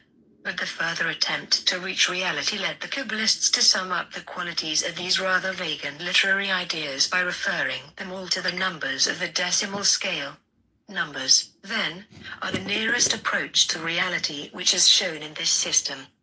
The number 4, for instance, is not so specially the result of adding 1 to 3, or squaring 2, or halving 8. It is a thing in itself, with all sorts of moral, sensible, and intellectual qualities. It symbolizes such ideas as law, restraint, power, protection and stability. In the Kabbalistic system the original idea is 0. It is intentional to repeat here, in other language, the ideas explained already in this essay, which appears under 3 forms, rather as, in Chinese philosophy, the Tao becomes manifested little by little through the Te, or as, in the best of the Hindu systems, the god of destruction and annihilation, Shiva, becomes manifested through the infinite energy, Sakti. The system begins therefore with Am nothing, Am Soph without limit, and Am Soph for the limitless light. One may now proceed to imagine any point in this light, to select it for observation. The fact of doing so makes it positive. This gives the number I, which is called Kether, the crown. The other numbers arise by reason of the necessity of thought as explained in the following table. The Naples arrangement so called because first worked out in that city, 61 equals 0. 61 plus 146 equals 0 as undefined, space. 61 plus 146 plus 207 equals 0 as basis of possible vibration. 1. The point, positive yet indefinable. 2. The point, distinguishable from my other. 3. The point, defined by relation to 2 others. The abyss between ideal and actual. 4. The point, defined by 3 coordinates, matter. 5. Motion, time he, the womb, for only through motion and in time can events occur. 6. The point, now self-conscious, because able to define itself in terms of above. 7. The point's idea of bliss, Ananda.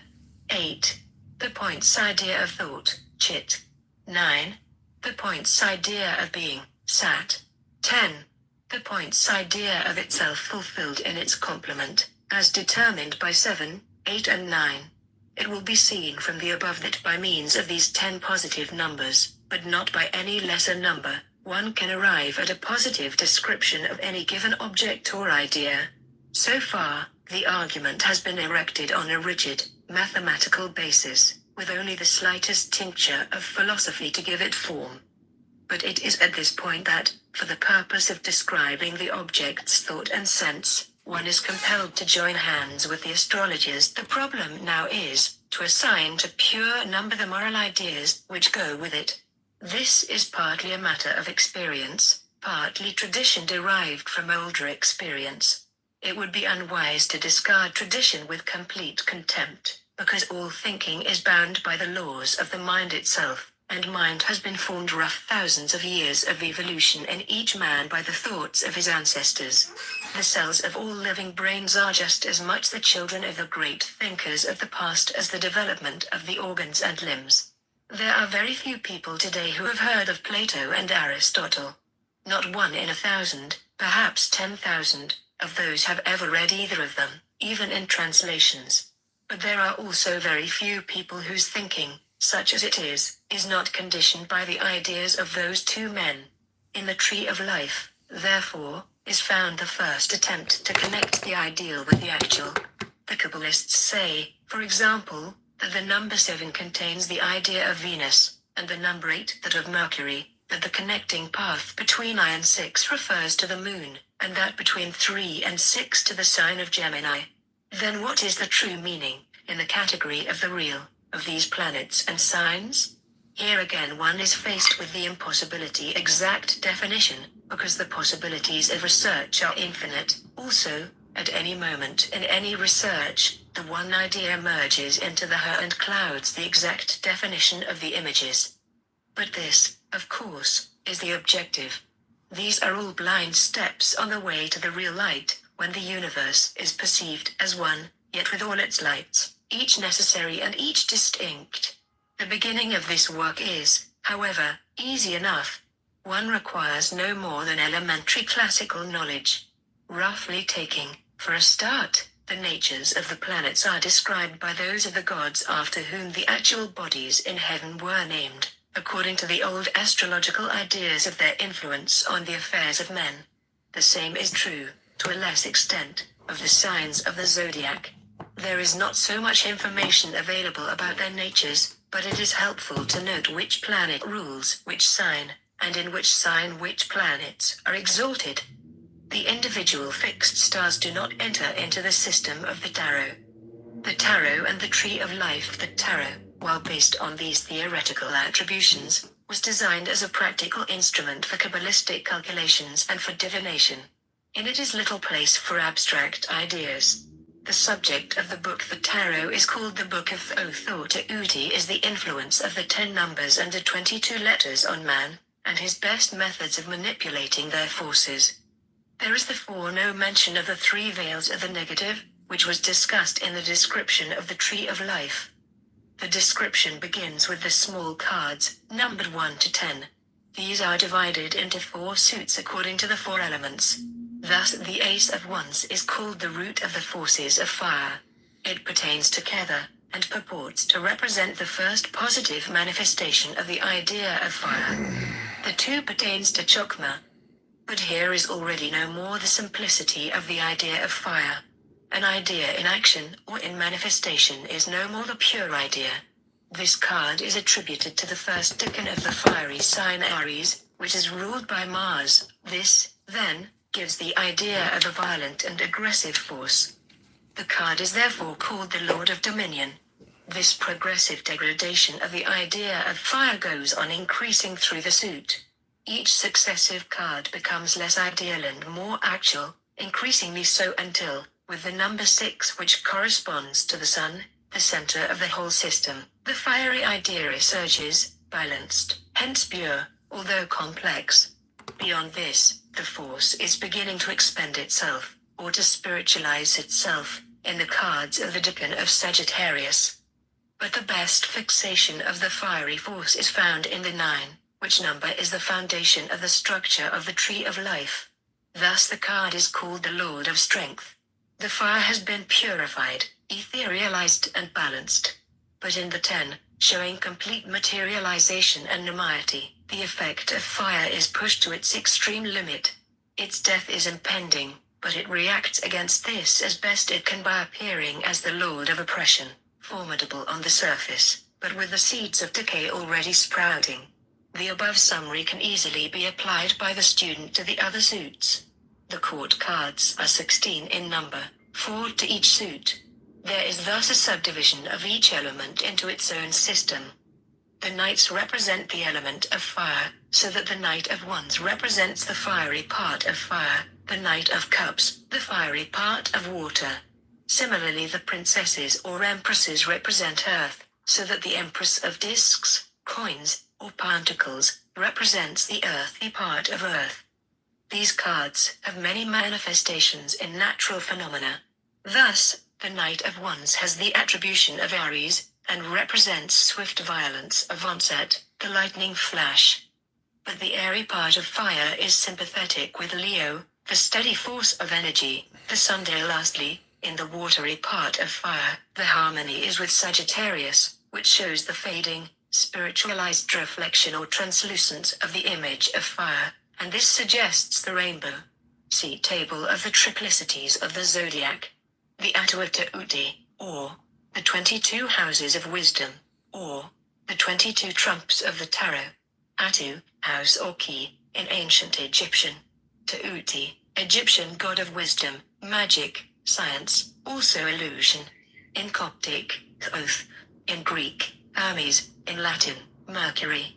The Hindu and Scandinavian gods corresponding are debased forms.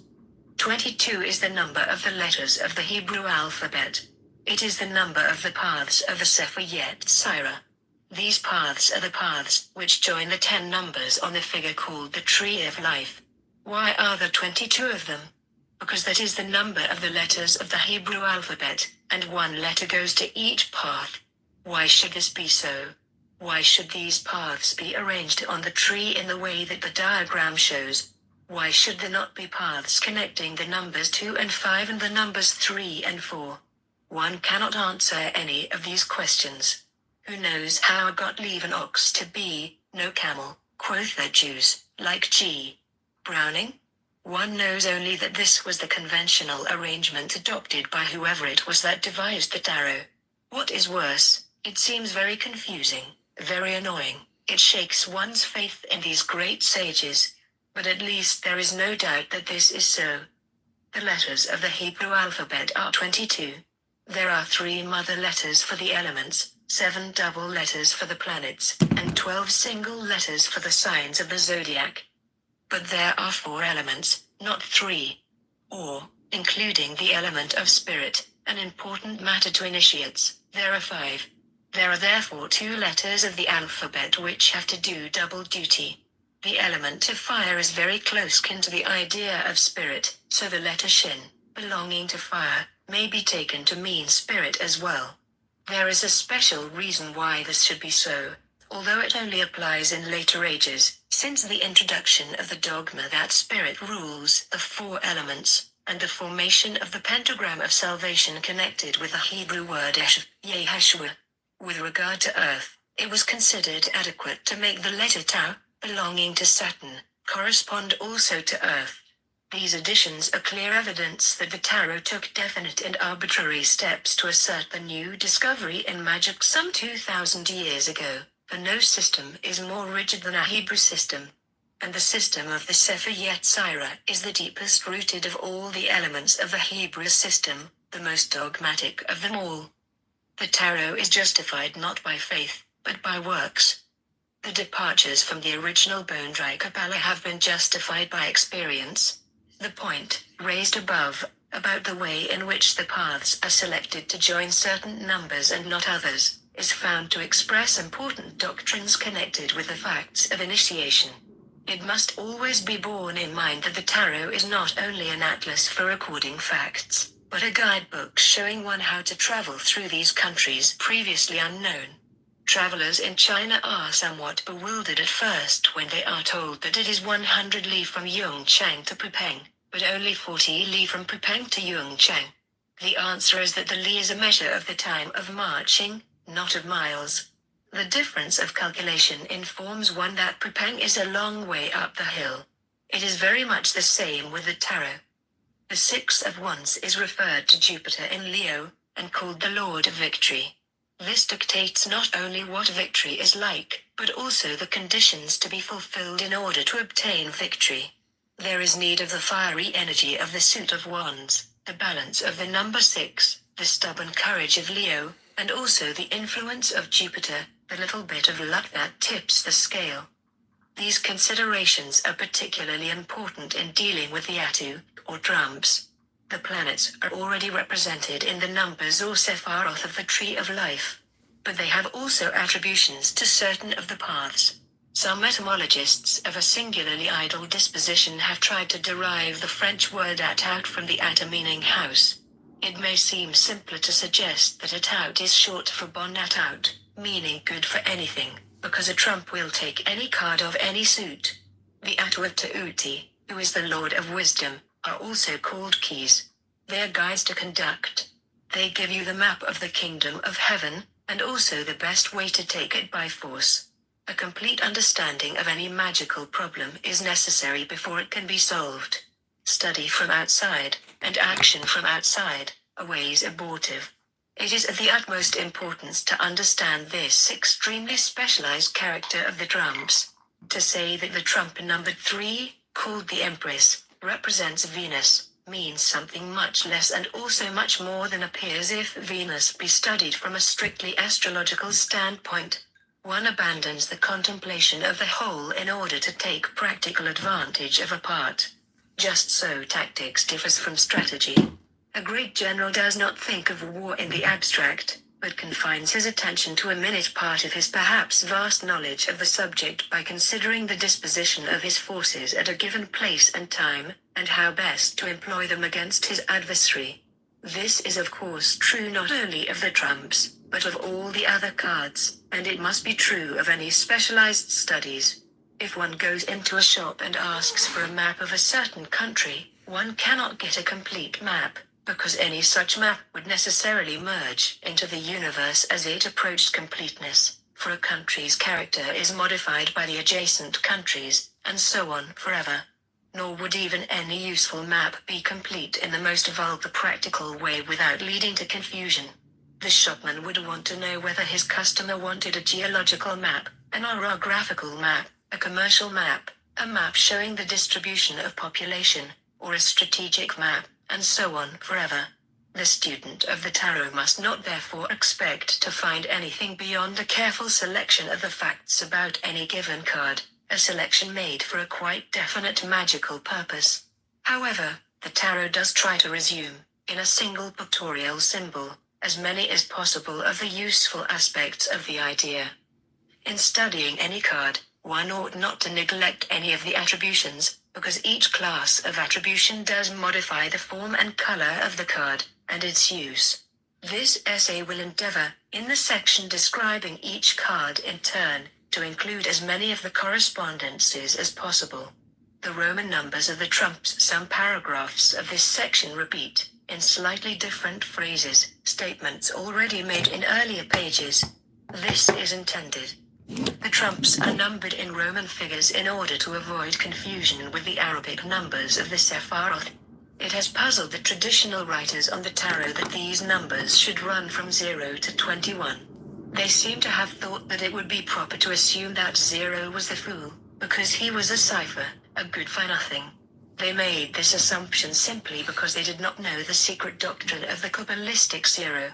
They did not know elementary mathematics.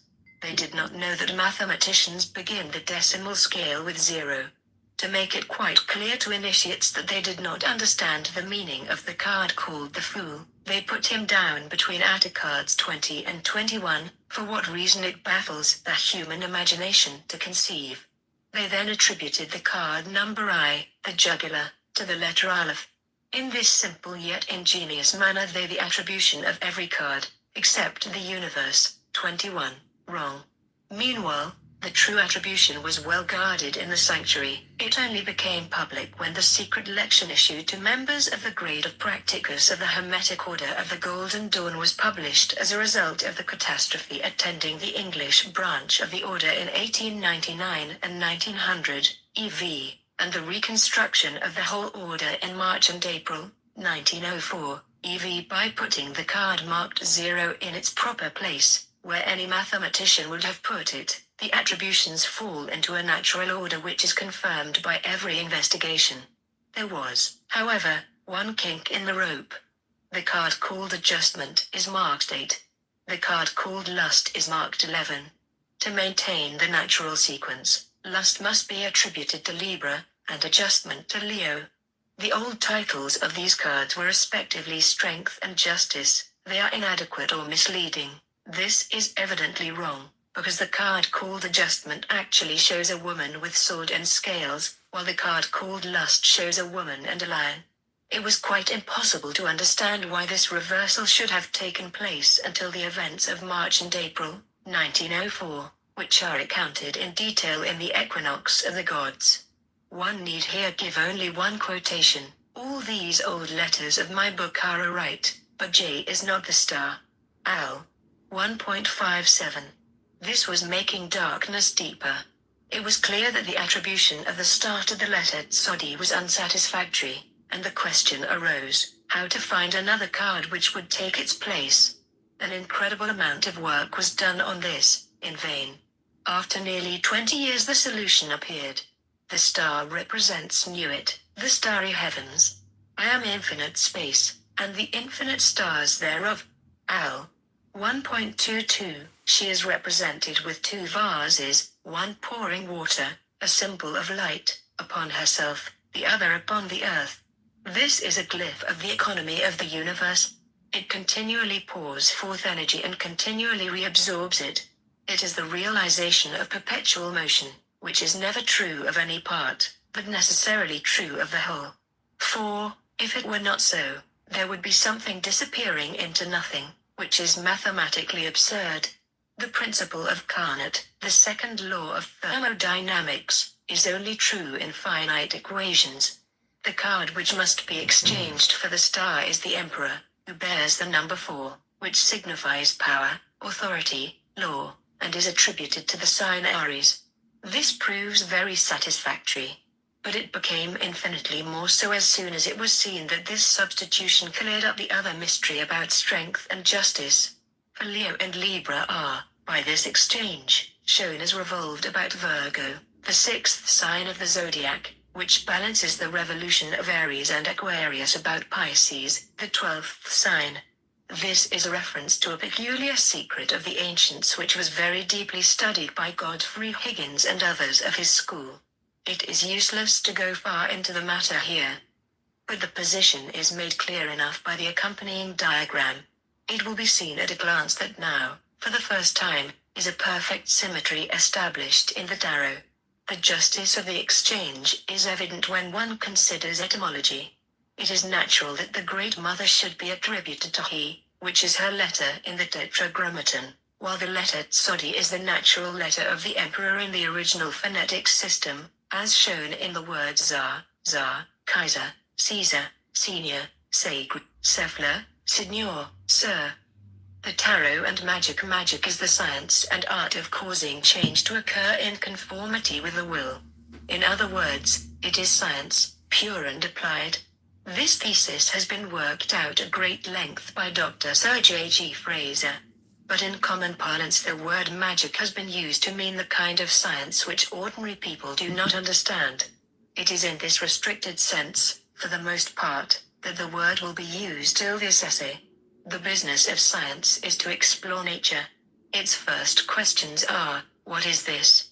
How did it come to be? What are its relations with any other object? The knowledge acquired may then be used in applied science, which asks, how can we best employ such and such a thing or idea for the purpose that, to us, seems fit? An example may make this clear.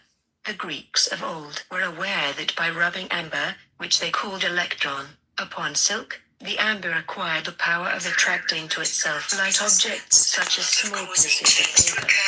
But there they stopped. Their science was hoodwinked by theological and philosophical theories of the a priori type. It was well over 2,000 years before this phenomenon was correlated with other electrical phenomena. The idea of measurement was hardly known to anyone but mathematicians like Archimedes and astronomers. The foundations of science, as it is understood today, were hardly laid at all 200 years ago. There was an immense amount of knowledge, but it was nearly all qualitative. The classification of phenomena depended chiefly upon poetic analogies. The doctrines of correspondences and signatures were based upon fanciful resemblances. Cornelius Agrippa wrote of the antipathy between a dolphin and a whirlpool. If a meretrix sat under an olive tree, it would bear no more fruit. If anything looked like something else, it partook in some mysterious way of its qualities. This sounds today to many people mere superstitious ignorance and nonsense, but it is not altogether so. The old system of classification was sometimes good and sometimes bad, as far as it went. But in no case did it go very far.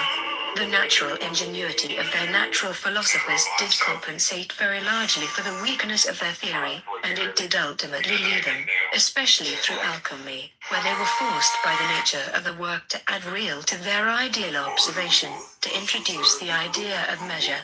Modern science, intoxicated by the practical success which attended this innovation, has simply shut the door on anything that cannot be measured. The old guard refuses to discuss it. But the loss is immense. Obsession with strictly physical qualities has blocked out all real human values.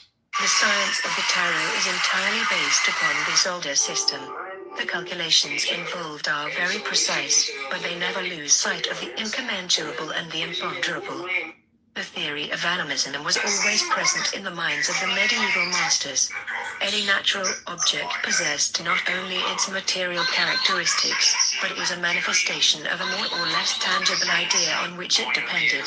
The pool was a pool, true, but also there was a nymph whose home it was. In her turn, she was dependent on a superior kind of nymph, who was much less closely attached to any given pool, but more to pools in general, and so on, up to the Supreme Lady of Water, who exercised a general supervision over her whole dominion. She, of course, was subject to the general ruler of all the four elements. It was exactly the same idea as in the case of the police constable, who has his sergeant, inspector, superintendent, commissioner, always getting more cloudy and remote until you reach the shadowy home secretary, who is, himself, the servant of a completely intangible and incalculable phantom called the will of the people. We may doubt how far the personification of these entities was conceived as real by the ancients, but the theory was that while anyone with a pair of eyes could see the pool, he could not see the nymph except by some accident. But they thought that a superior type of person, by dint of searching, study and experiment, might acquire this general power. A person still more advanced in this science could get into real connection with the superior, because subtler forms of life, he could perhaps cause them to manifest themselves to him in material shape. A good deal of this rests upon the Platonic ideology, which maintained that any material object was an impure and imperfect copy of some ideal perfection. So men who wished to advance in spiritual science and philosophy strove always to formulate for themselves the pure idea. They tried to proceed from the particular to the general, and this principle has been of the greatest service to ordinary science. The mathematics for 6 plus 5 equals 11, and 12 plus 3 equals 15, was all in bits. Advance only came when they wrote down their equations in general terms. x2 y2 equals x plus y, xy, covers all possible cases of subtracting the square of one number from the square of another. So the meaningless and abstract, when understood, has far more meaning than the intelligible and concrete. These considerations apply to the cards taken from the tarot. What is the meaning of the 5 of Wands? This card is subject to the Lord of Fire, because it is a wand, and to the Sephira Jebra because it is a 5. It is also subject to the sign Leo, and to the planet Saturn, because this planet and sign determine the nature of the card. This is no more than saying that a dry martini has got some juniper in it, and some alcohol, and some white wine and herbs, and a bit of lemon peel, and some ice. It is a harmonious composition of various elements. Once mixed, it forms a single compound from which it would be very difficult to separate the ingredients, yet each element is necessary to the composition. The 5 of Wands is therefore a personality. The nature of this is summed up in the tarot by calling it strife. This means that, if used passively in divination, one says, when it turns up, there is going to be a fight. If used actively, it means that the proper course of conduct is to contend. But there is a further point about this card. It is governed from the angelic world by 2 beings, one during the hours of light, the other during the hours of darkness. Therefore, in order to use the properties of this card, one way is to get into communication with the intelligence concerned, and to induce him to execute his function. There are thus 72 angels set over the 36 small cards. These are derived from the great name of God of 72 letters, called Shemamfarashk. The Shemamfarashk and the tarot, this word means the divided name. The name is Tetragrammaton, IHVH, commonly called Jehovah. He is the supreme lord of the 4 elements which compose fundamentally the whole universe.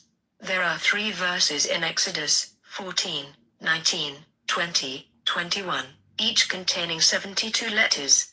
By writing down the first of these, and underneath this the next verse backwards, and under this again the last verse forwards, 72 columns of 3 letters each are obtained. These are read downwards, and the terminations al or are, according as they are male or female, appended. There is also an attribution of these intelligences, one to each of the quinaries or segments of 5 degrees of the zodiac, but there are also innumerable other angels, demons, magical images, lords of triplicities, lesser assistant angels and so on, with demons to correspond. It is quite useless to study all these attributions. They could only be wanted in case of wishing to get into actual communication with one of these for some special purpose. These matters are here mentioned for the sake of completeness, but the tarot will lose all its vitality for one who allows himself to be sidetracked by its pedantry. The tarot and ceremonial magic. The tarot is, thus, intimately bound up with the purely magical arts of invocation and evocation. By invocation is meant the aspiration to the highest, the purest form of the part of oneself that one wishes to put into action. Evocation is much more objective. It does not imply perfect sympathy. One's attitude to the being evoked may even be, at least superficially, hostile. Then, of course, the further advanced one is in initiation, the less the idea of hostility enters one's mind. Tad comprendra, thus tad pardon. Thus, in order to understand any given card, one must identify oneself with it completely for the moment, and one way of doing this is to induce or compel the intelligence ruling the card to manifest to the senses. For, as explained above, the ancient theory of the universe included the thesis that every object in nature possessed a spiritual guardian. Roughly speaking, this did not apply so much to manufactured objects, though there are exceptions to this, as in the case of the gods of the hearth, the lintel, and the like, or of angels or spirits as supposed to be interested in one's sword or one's spear. A particularly powerful weapon was likely to get the reputation of not having been manufactured at all by human hands, but forged in volcanoes or in fairyland, and thus imbued with preternatural powers. Some famous swords had names, and were regarded as living beings. They were liable to fly out of the window if the owner played about too much, instead of killing people as is proper. The tarot and animism, it is only natural, therefore, that at a time when pictorial or written representations of ideas were beyond the comprehension of any but a very few people, when writing itself was considered magical, and printing, as it is, an invention of the devil, people should regard hieroglyphs, whether written or pictured, as living things having power in themselves. It may be that, even today, there are houses in darkest Shropshire where anyone who put another book on the top of the family Bible would be told never to darken those doors again. Automatic action is everywhere ascribed to inanimate objects, for instance, horseshoes on doors. There is an entire class of such superstitions. The problem of how any given superstition arose has not always been satisfactorily solved. One can, ignorantly, derive the sitting down 13 at table nonsense from the legend of the Last Supper. Incidentally, it can hardly have been the first time that those 13 sat down to table. But the really primitive superstitions cannot be explained so simply. It seems more probable that they arose from the unscientific habit, extremely common among men of science, of generalizing from too few facts. It might happen by chance that on half a dozen occasions within a short period, a hunter, setting out at full moon, was killed. The old fallacy of post hoc propter hoc would come in, and the village would say, "It is unlucky to go out hunting at full moon." This would gather force, as it was repeated through the generations, by virtue of mental indolence, and it would not be disturbed, because taboo would render the original coincidence unlikely to recur. If, however, something similar came off at the new moon, there would be a new superstition, and presently there would be a complete nexus of taboo about the moon. A recent case. The late Mr. S. L. Mathers published, in 1898-9, the translation of a manuscript called The Sacred Magic of Abramlin the Mage in a small private edition. Some hundreds of people bought it. One special group of purchasers under his personal observation were all, or nearly all, hit by misfortune. Within a year, people were saying that it was terribly dangerous to have the book on one's shelves. Would this theory have resisted statistical examination? Who can say? But, curiously enough, in 1938 TV, a neglected copy was taken from its hiding place on an obscure shelf. Immediately, disasters occurred to most of the people concerned, and to those with whom they were in close relationship. Post hoc propter hoc. But who can be sure? The cards of the tarot as living beings Victorian science, flushed with its victory over supernaturalism, was quite right to declare the immeasurable out of bounds. It had a right to do so on technical grounds, and it was a strategical necessity of its offensive, but it hampered itself by limiting its scope. It laid itself open to the deadliest attacks from philosophy. Then, especially from the angle of mathematical physics, its own generals betrayed its dogmatism. The essence of science today is far more mysterious than the cloudiest speculations of Leibniz, Spinoza or Hegel. The modern definition of matter reminds one irresistibly of the definition of spirit given by such mystics as Rais Proek, Bohm and Molinos.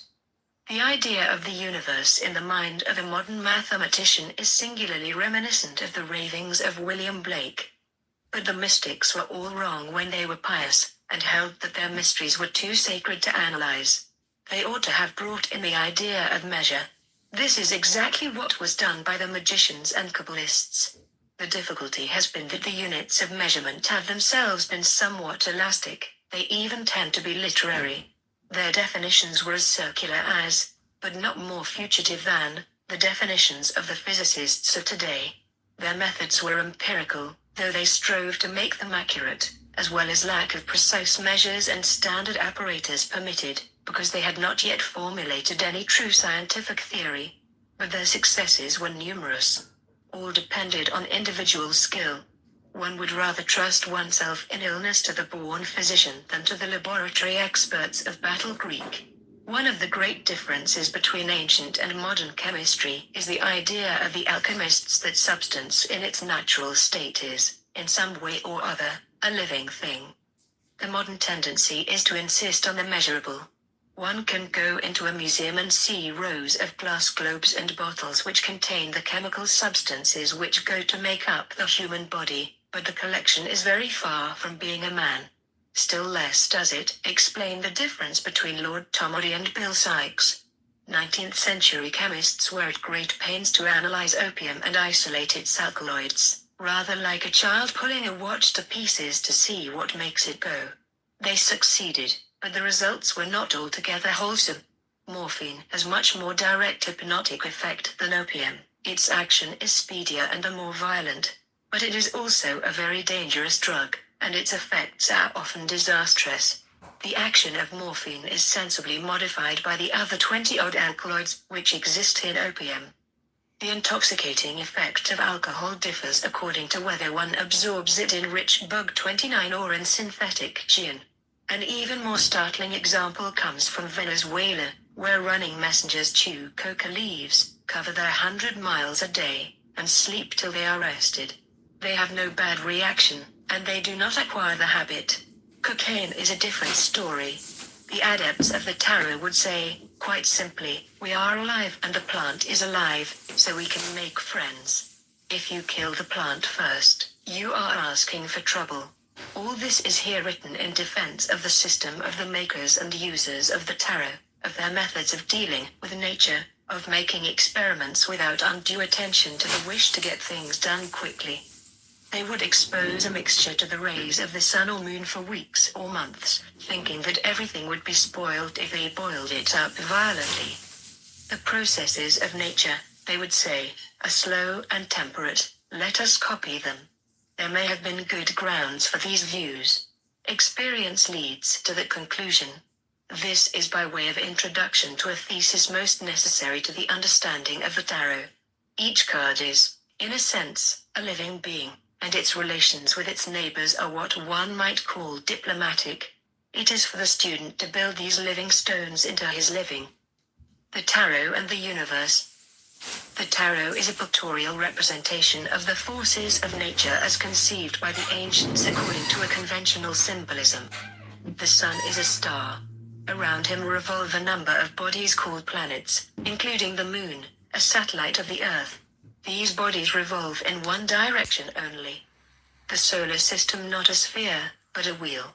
The planets do not remain inexact but swing to a certain, comparatively small, extent from one side of the true plane to the other. Their orbits are elliptical.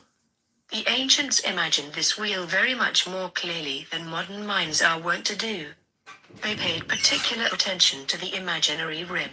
Within the limits of this rim, they conceived that the fixed stars beyond were in a special way connected with the apparent motion of the Sunday. This rim or belt of the wheel they called the zodiac. The constellations outside this belt did not seem to them to matter so much to mankind, because they were not in the direct line of the great whirling force of the wheel. TROROTA equals wheel. Theories of the ancients. 1. In old times, it was supposed that the earth was the center of the universe. The heavens being above the earth, they did not realize them as being equally below it. They were accounted as of the divine nature. And as they recognized imperfections and irregularity in mundane affairs, they thought that the movements of the heavenly bodies, which they observed to be regular, must be perfect. They then started some a priori thinking. Their mathematicians had the idea that a circle was a perfect figure. Therefore, they said, with characteristic theological reasoning, all heavenly bodies must move in circles. This religious assumption caused great trouble to the astronomers. As their measurements became more extended and accurate, they found it increasingly difficult to reconcile observation with theory, at least to do so without putting themselves to vast inconvenience in their calculations. So they invented cycles and epicycles to explain the observed movements. Ultimately, Copernicus was goaded by this annoyance to suggest that it would really be very much more convenient, if only the idea were not so wicked, to imagine that the sun, and not the earth, was the center of the system. In mathematics there are no fixed facts. Bertrand Russell says that in this subject nobody knows what he is talking about, and it matters to nobody whether he is right or wrong. For example, begin with the assumption that the moon is the immovable center of the universe. Nobody can contradict it. One simply switches the calculations over to suit. The practical objection to this is that it would not facilitate the work of navigators. It is important to have this idea in one's mind, because otherwise one fails to grasp the whole spirit of modern science philosophy. It does not aim at truth, it does not conceive of truth, in any ordinary sense of the word, as possible, it aims at maximum convenience. They did not understand that the circle is only one case of the ellipse, that in which the foci coincide. 2. To return to the picture of the solar system. The sun is the hub of the wheel, the outermost planet is on its rim, and beyond. But laterally within that rim, are the 12 constellations of the zodiac. Why 12? The first rough division of the circle is into 4, according to the observed seasons. This choice may also have been influenced by the division of the elements into 4: fire, air, water, earth. These do not mean the objects now understood by these words, as explained above. Perhaps because they thought it necessary to introduce so sacred a number as 3 into everything heavenly, or else because the observed constellations happen to be naturally divided into 12 groups, they divided the zodiac into 12 signs, 3 to each season. The influence of the sun upon the earth was observed to change as he passed through the signs. So did quite simple things like the measure of time between sunrise and sunset. When one says that the sun enters the sign of Aries, one means that if a straight line were drawn from the earth to the sun and prolonged to the stars, that line would pass through the beginning of that constellation.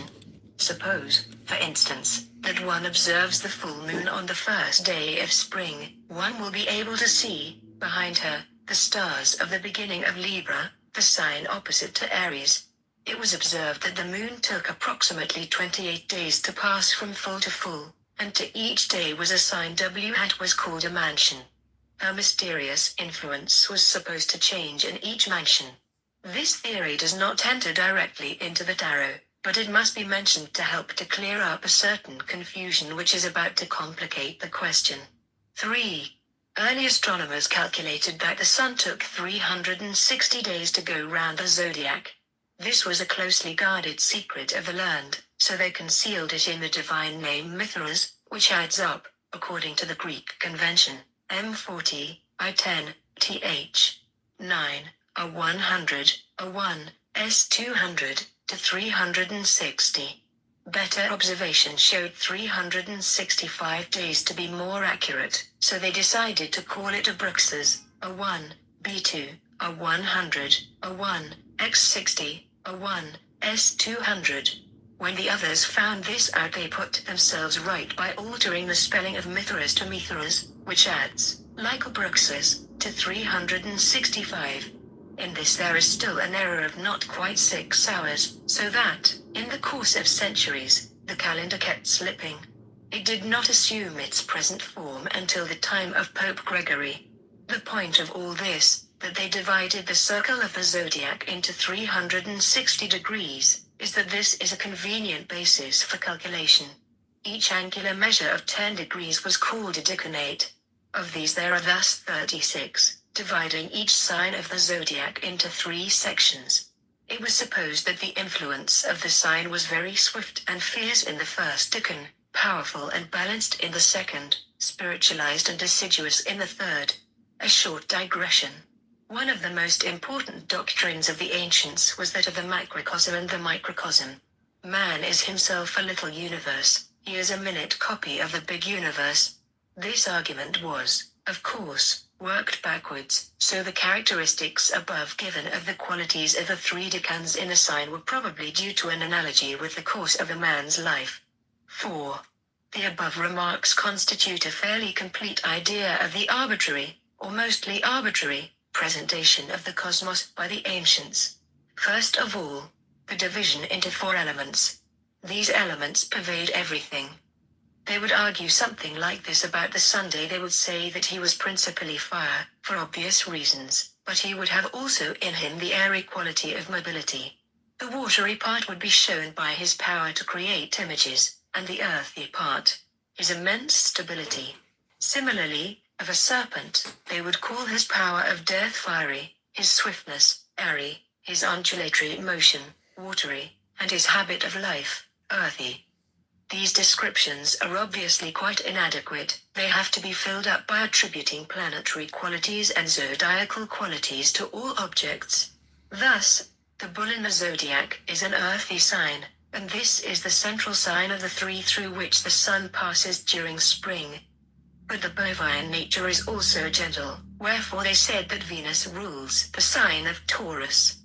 The cow, moreover, is the principal milk-giving animal, so they made her the great mother goddess, thus identifying her with the moon, the mother of heaven, as the sun is the father. They represented this idea by saying that the moon is exalted in Taurus, that is, that she exerts the most beneficent aspect of her influence when she is in that sign. 5. It is confusing at first, but most instructive and illuminating when the principle is thoroughly assimilated, to note how all these elements subdivide and coalesce. One can only reach the comprehension of any one of these symbols by making a composite picture of it, one composed of all the others in varying proportion. Thus each of the planets gives a certain portion of its influence to any object. This habit of thought leads to an understanding of the unity of nature, with its proper and spiritual exaltation, which could hardly be attained in any other way. It produces an internal harmony which ends in an acceptance of life and of nature. It is now almost time to analyze and define the traditional characteristics of these symbols. But perhaps it would be better, first of all, to build on a sure foundation by consideration of the number 2, which hitherto has not been taken into account. There are only 2 operations possible in the universe, analysis and synthesis. To divide, and to unite. Solvet coagula, said the alchemists. If anything is to be changed, either one must divide one object into 2 parts, or add another unit to it. This principle lies at the basis of all scientific thought and work. The first thought of the man of science is classification, measurement.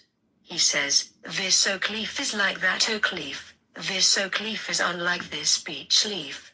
Until one has grasped this fact, one has not begun to understand scientific method.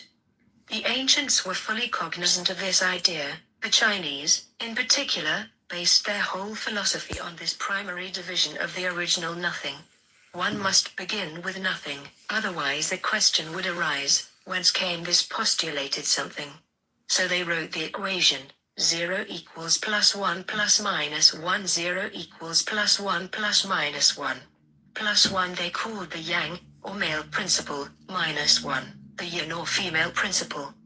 These then combine in varying proportion, giving the idea of heaven and earth in perfect balance, the sun and the moon in perfect balance, and the 4 elements in unbalanced form.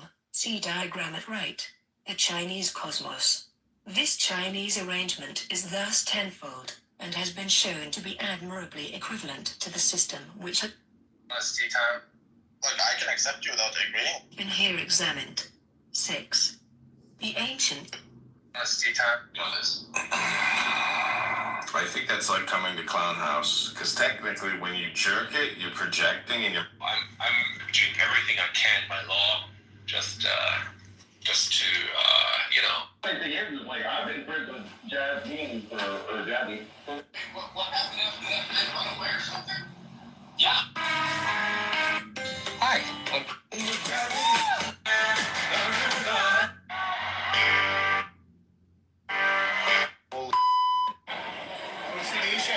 Well,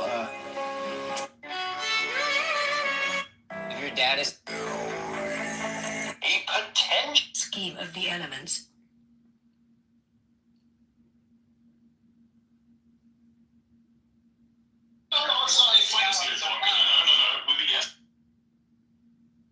ain't fucking campaign.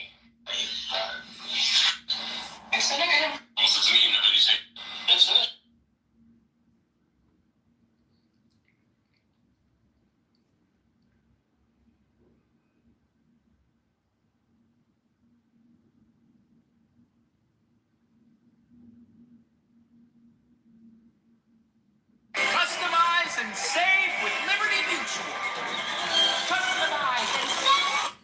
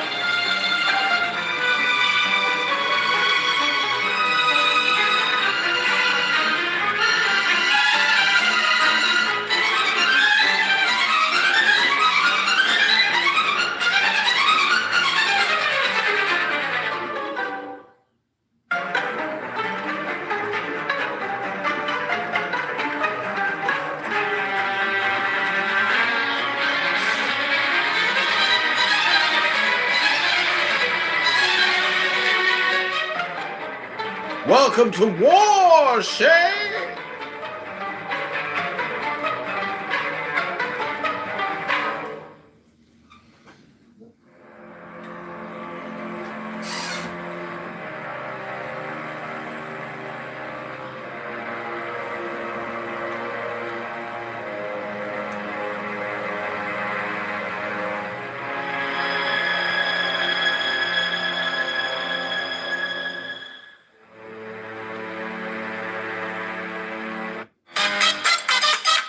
Welcome, Shay, to war. Hi, Shay.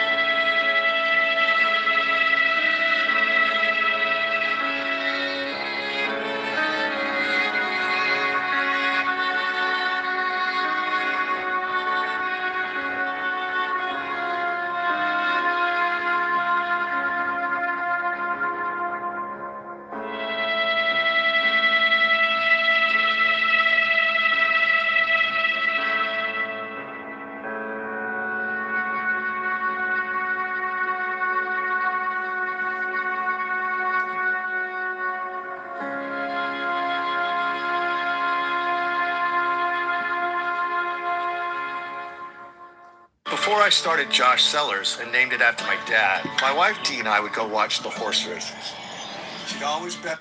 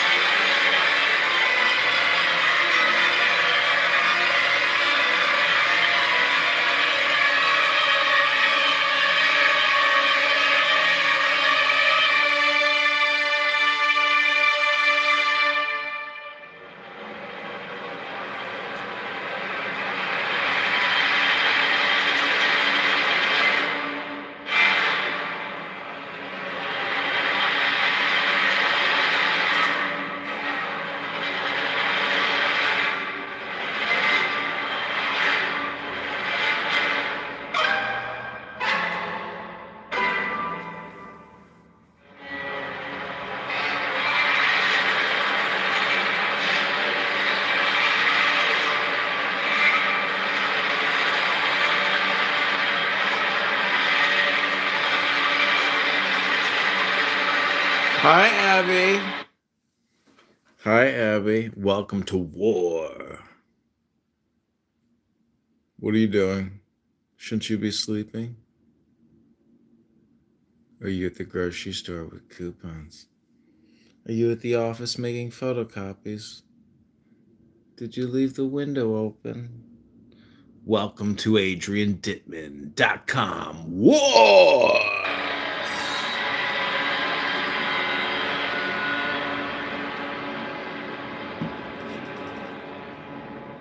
Do you want to say anything, Abby, or are you just here to voyeur? Woo! I almost knocked over a phone, Abby. My people will be free from the river to the sea. Yeah, he called. We worked it out. I think I kind of worried about him because, like, I think maybe he does have some mental health problems. So, you know. Anyways, we talked, but like I was still like upset, and but then I realized I think I might know who he is. I thought it was actually somebody from my college. I think originally, but then I was like, oh, this is just like some random internet person. Almost everybody, like not almost everybody, but everybody on this app is like very random, which in many ways is like a good thing. And I think anonymity is so important. Yeah, I know, but like the point is, I think, I don't really know a lot of tough people who are like violent, you know what I'm saying? Like I think he just wants to play the game, but like maybe he's shy, who knows? Like there's so many reasons like I don't even want to talk about it anymore because it's over and done with. We like hashed it out. I confirmed that I didn't like cause any abuse or harm to this person, so they were in the wrong. And I think he was just like, okay, sounds good. But most people won't even apologize or ask for forgiveness, so it's like, Abby, you got to be tough in this world. Hey, hey, oh, sister, okay, sister. Can't you just say androgenic alopecia, sister? Do you have to use that horrible S word that nasty chicken eater said? Can't you just say, sorry, John, I know you've got androgenic alopecia and you're my sister? Why are you so cruel?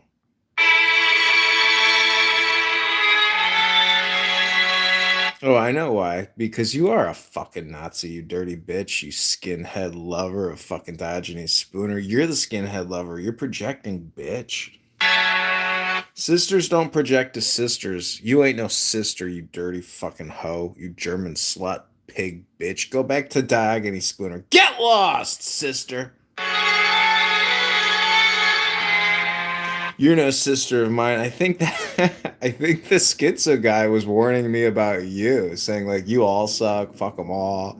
I think that's why he fucks with you guys, because he hates all of you. He thinks you're all trash. And maybe he's right. So you know what, sister? Fuck you, sister.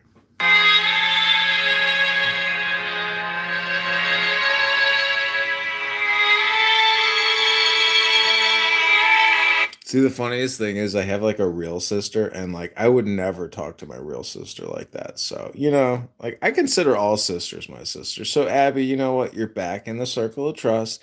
My sister forgiveness circle's very quick. So, congratulations. You're back, sister. I forgive you, sister. I know what it's like to be fat and depressed, sister.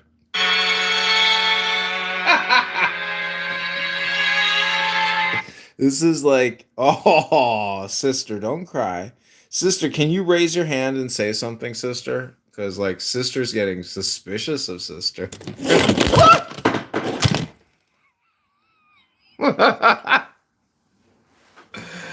Oh, sister, you just made me drop my phone. My dominoes of cell phones crashed. Instant karma. Instant karma. No, it happens. Like, it happened yesterday. It's very annoying. And it's all because, like, I'm sitting here laughing. To me, this is so funny. So, sister, I mean, I think, anyways, I hashed it out with my stalker. All is good. It's crazy. Yeah, but like who's the guy? Like, I think it's the same person person with multiple accounts and then he goes after like. It's Anthony. That's the profile. Yeah, but he's not really Anthony. He's got 2 profiles. I agree. It's somebody fucking around who has. It's not really Anthony. He will change it to someone else soon. I know. It's somebody that has a grudge against your clique, you know, or. No, but not only my clique, but everyone. He had a grudge against Pepe, Lisa, Christy. Like, I think he just does it to everyone, and he just. Anyways, his voicemails were because I never interacted creepy. with this dude. His voicemails were creepy to me. Well, he can come over to Germany. I'm sure he can pass the border. Anyways, he's neither here nor there. But this room is on record. I wouldn't be surprised if he listens to more. Yeah, hi, Stalker. Okay, I'm co-modding you in the war. Together, we will be victorious. I cannot talk much because my parents are around. Your parents? Mm-hmm. Mama, Dada? I mean, they are out now, but they will come back soon. Where are the other sisters at? I don't know, let's channel Danny.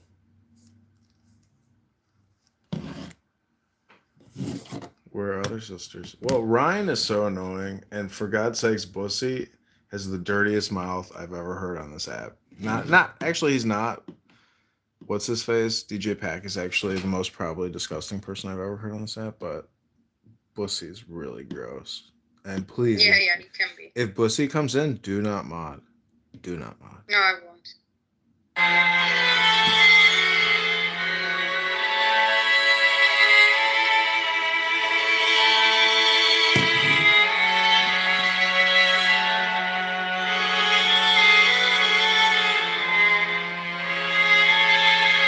Did you see about this girl called Lily Phillips that had 100 men in one day? Yeah. What do you think about? It's disgusting beyond belief. Yeah, what do you think about people forgiving her for what she did? Well, good for them.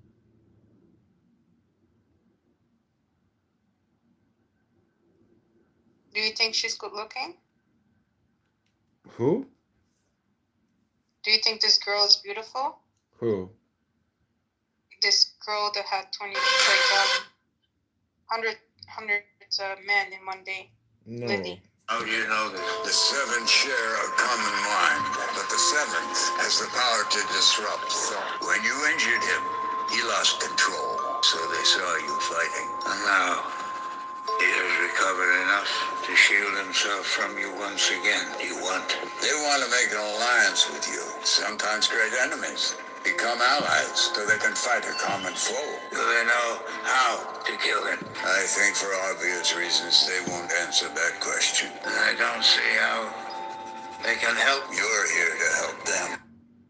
So the core consumer price index for November 2024 is up 3.3% year on year. So that's basically inflation at 3.3. That's the Fed prime rate. Over the millennia, they have gathered vast resources that could help you in your hunt. The legend is passed down through the centuries concerning a book, the Oxydo Lumen. What do you know of this book? I now have proof that it exists. What are they saying? They're trying to decide whether you should live. How do you know that? The 7... There's... Oh! Abby left. She just peaced out. Sister just left sister. Instant karma. Oh, Abby's doing so much with herself.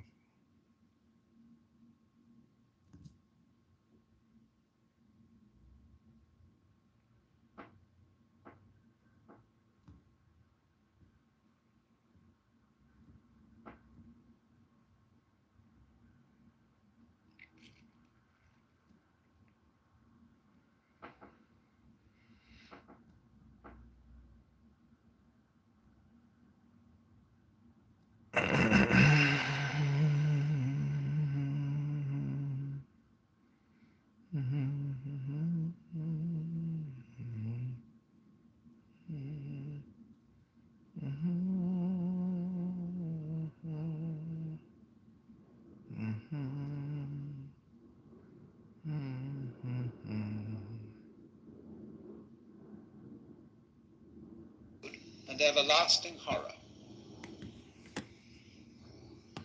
And he's not quite sure how to do it. Because in Christianity there are two sins to be avoided, among others. One is called presumption, and that is knowing surely that you are saved. The other is called despair, which is knowing surely that you're damned. There's always a margin of doubt about this. Work out your salvation in fear and trembling. You want to talk politics? All right. So you might say that this is preeminently the gambler's religion. Imagine, at some great casino, late at night, there is some marvelous master gambler who's been winning all night. And then suddenly he decides to stake his whole winnings on whether the ball lands on red or black. Sensation! Everybody gathers from all over the casino to watch this terrific gamble. So in the same way, the predicament in which the Christian soul finds itself is this colossal gamble, which is saying this universe can possibly contain in it ultimate tragedy. There could be such a thing as an absolute, final, irremediable mistake. And what a horror that thought is. And so the Hindu is sitting in the audience, fascinated by this Christian's extraordinary, reckless gamble. He says, that's a beautiful game. The Christian doesn't know it's a game, but the Hindu suspects it is. And he's a little bit admiring it, but not quite involved. Now you would say, perhaps, now you ought to be involved. Give your whole self to this. Make an act of commitment. Once to every man and nation comes the moment to decide, in the strife twixt truth and falsehood for the good or evil side. Then it is the brave man chooses, while the coward stands aside, etc. That sounds great, doesn't it? Commitment. Stand up and be counted. It is a virtue, but on the other hand, you see another virtue, what we call being a good sport. If your enemy in the battle of life is to be regarded as an absolute enemy, who is pure evil, black as black can be, you can't be a good sport. You can accord him no chivalry, no honors of battle. You've got to annihilate him.